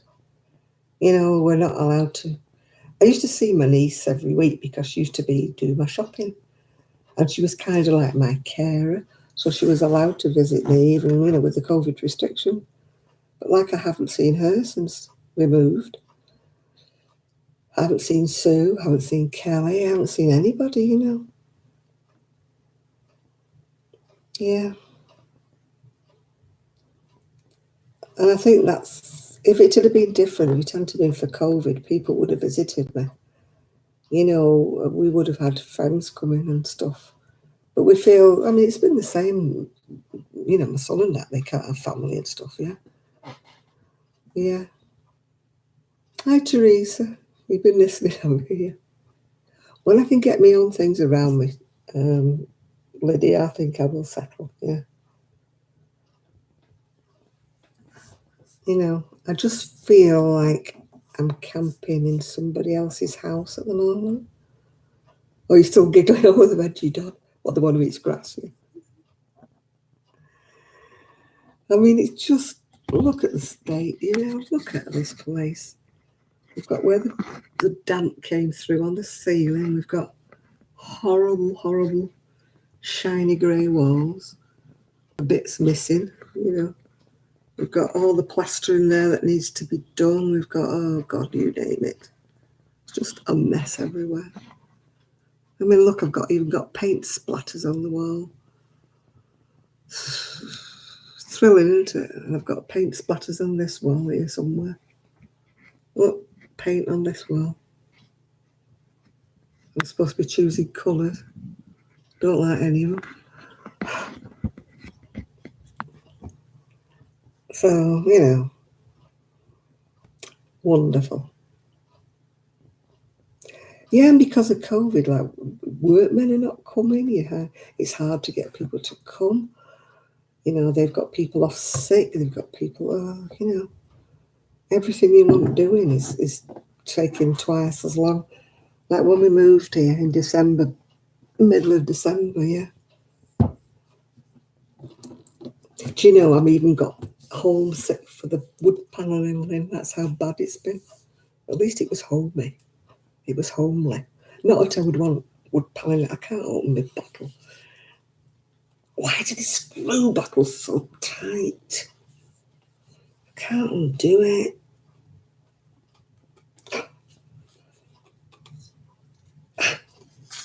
Oh, it's making... Well, that's just hurt my hand like no end. Hurt my thumb and hurt my hand. Me with my arthritis, yeah. Did I tell you, Lynn, that the new people have painted my woodwork lime green, like a avocado green? My niece said it looks absolutely vile. So that's what they've done to my wood panelling.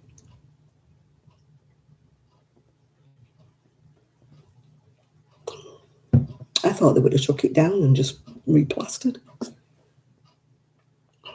But no, they've painted it. Oh God, yeah. I can't pick things up sometimes, you know, with my arthritis. I mean, look at that knuckle at the moment, it's really swollen. The knuckle joint on my finger. I can't grip things, and I've got club thumbs anyway. Little club thumbs, which is, you know, handicaps me. I've got, it's called brachia something or other. And I've got little short thumbs. It's a not genital. Ooh. What do they call it? A gene thing, yeah.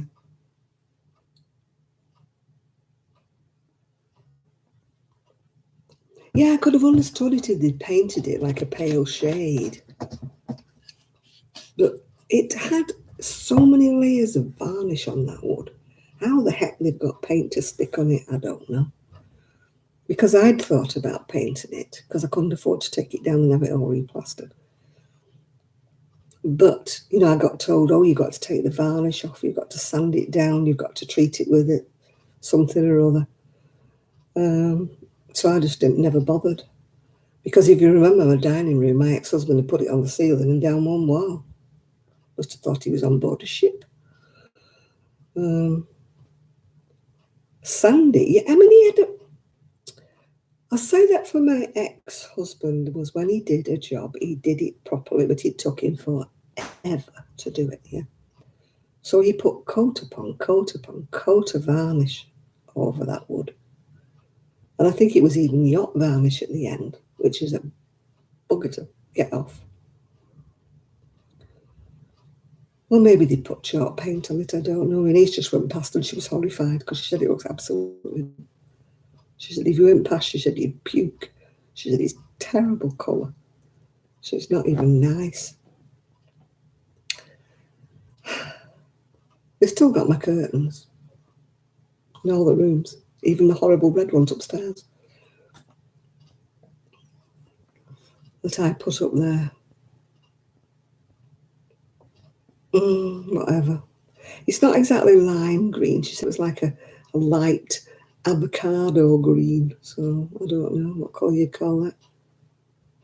But she said it's horrible.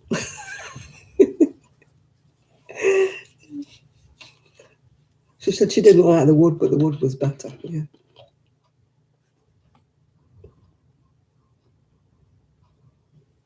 Oh, I know, Marie. It's awful, isn't it, when anybody in home I mean, if you're a follower of mine from a long time ago, you know Tony that used to live next door to me, the one who lost his partner with cancer. His mum, she's got dementia and she's been in a nursing home forever. And she doesn't understand why nobody's coming to see her. She doesn't understand at all, you know. Yeah. I feel bad for Tony because when he goes, she calls him by his brother's name. Oh, I'm not looking back, Teresa. It's just, I felt at home. I felt cozy. Arian doesn't understand. He relates me saying I don't feel cozy as I'm not warm enough. He'll say, "Well, turn the heating up then if you don't feel cozy." But cozy to me is a mental thing, you know, that I want it to be homely, like, you know, like with my stuff. And I don't like clinical. I don't like bare. To me, this room is bare. Yeah. You know, it's not me. Just not me at all.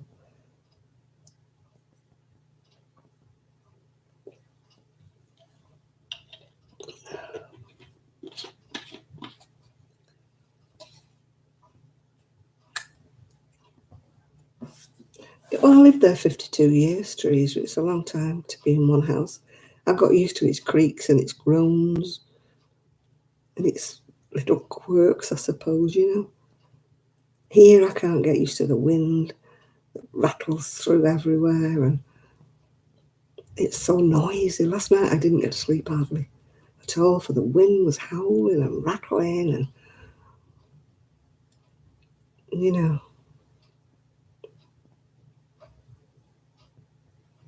Yeah, I can understand how she feels, Marie, though. It must be really awful. I hope and pray I never finish up in a home. I really hope I never do.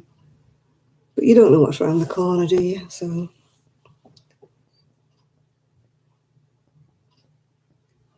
but I mean, that's one thing that made me decide to move was the fact that I was falling all the time.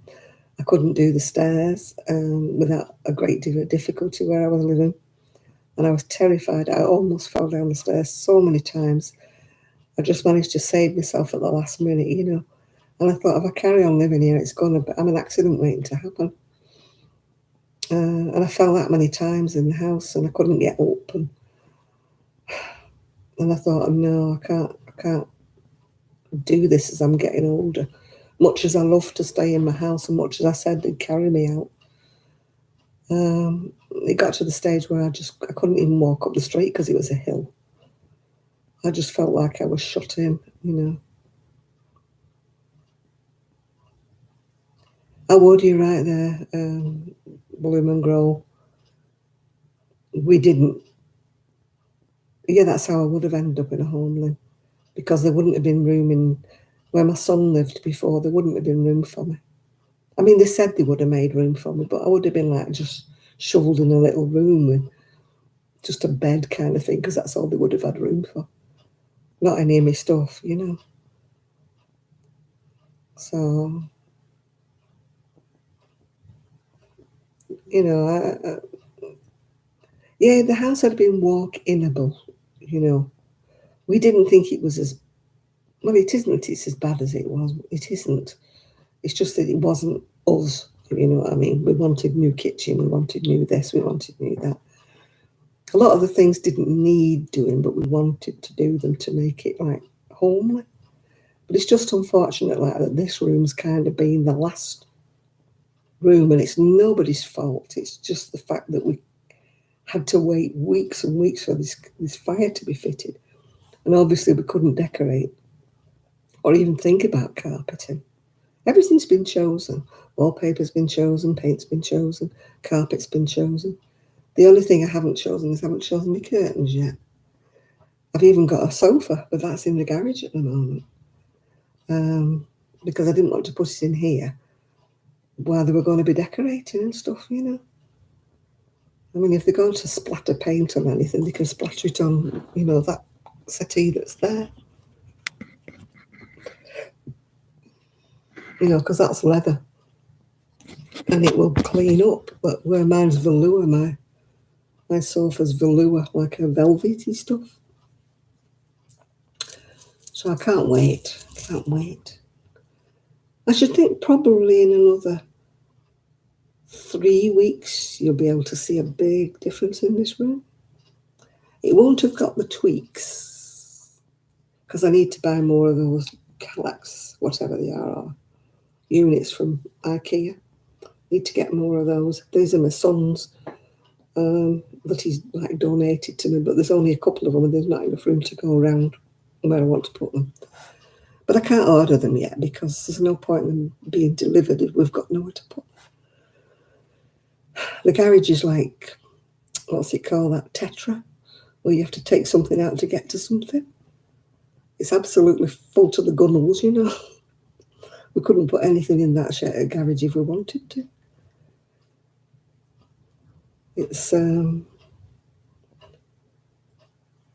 God, it would have been ideal if we could have fixed this up and then moved into it, but we couldn't do it. We didn't have money. We needed the money from one house to do this one up here. So,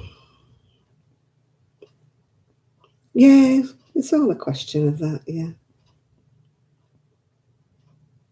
Yeah, I've got my mum's lovely crystal ware, with the silver things that she got for a golden wedding, even though they're silver, but they're all crystal. She's got a decanter and glasses and stuff, all things like that I want to put out, They're what I want to put in the glass-fronted cabinets, yeah. And I've also got some little bits and pieces and knickknacks and stuff, And I've got my elephants, of course. I'm missing my elephants. I used to have a little parade of elephants that went across my window bottom that I collected from different places, yeah. I love my elephants. There's a house near here. Man, it's got a big porch and they've got a giraffe in it.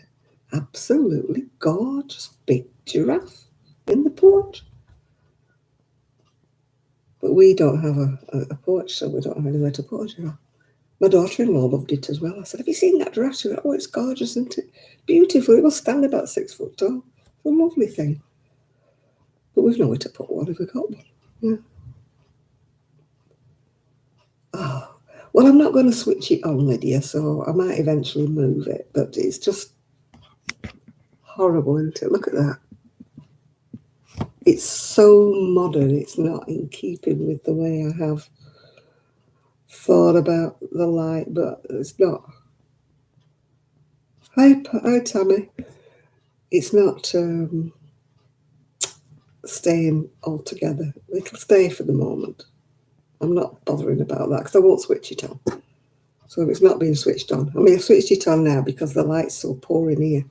When I'm doing a live, if I've only got this light and this light here, you can't see me. So I have to put the big light on. But we'll see what happens when I get the proper lighting done, yeah. Yeah. Oh dear, Tammy's got storms and power flashing on and off. Yeah. Well, I'm going to go because it's 1 o'clock here, which will be like 2 o'clock because the clocks go forward. So everybody else has gone to bed. It's all quiet, so I'll have to stop crashing about here and say goodbye to everybody. So thanks for keeping me company. See, my tummy ache's gone now, so it did work. Walking up and down in the hallway did work, yeah. I don't know what it was that started it off, but I don't want it to go. So anyway, I shall speak to you all next week. Will be a different time for the people in America. It'll be the same time for the people in the UK. It'll be 9 o'clock. But it'll be different for if you're in the US.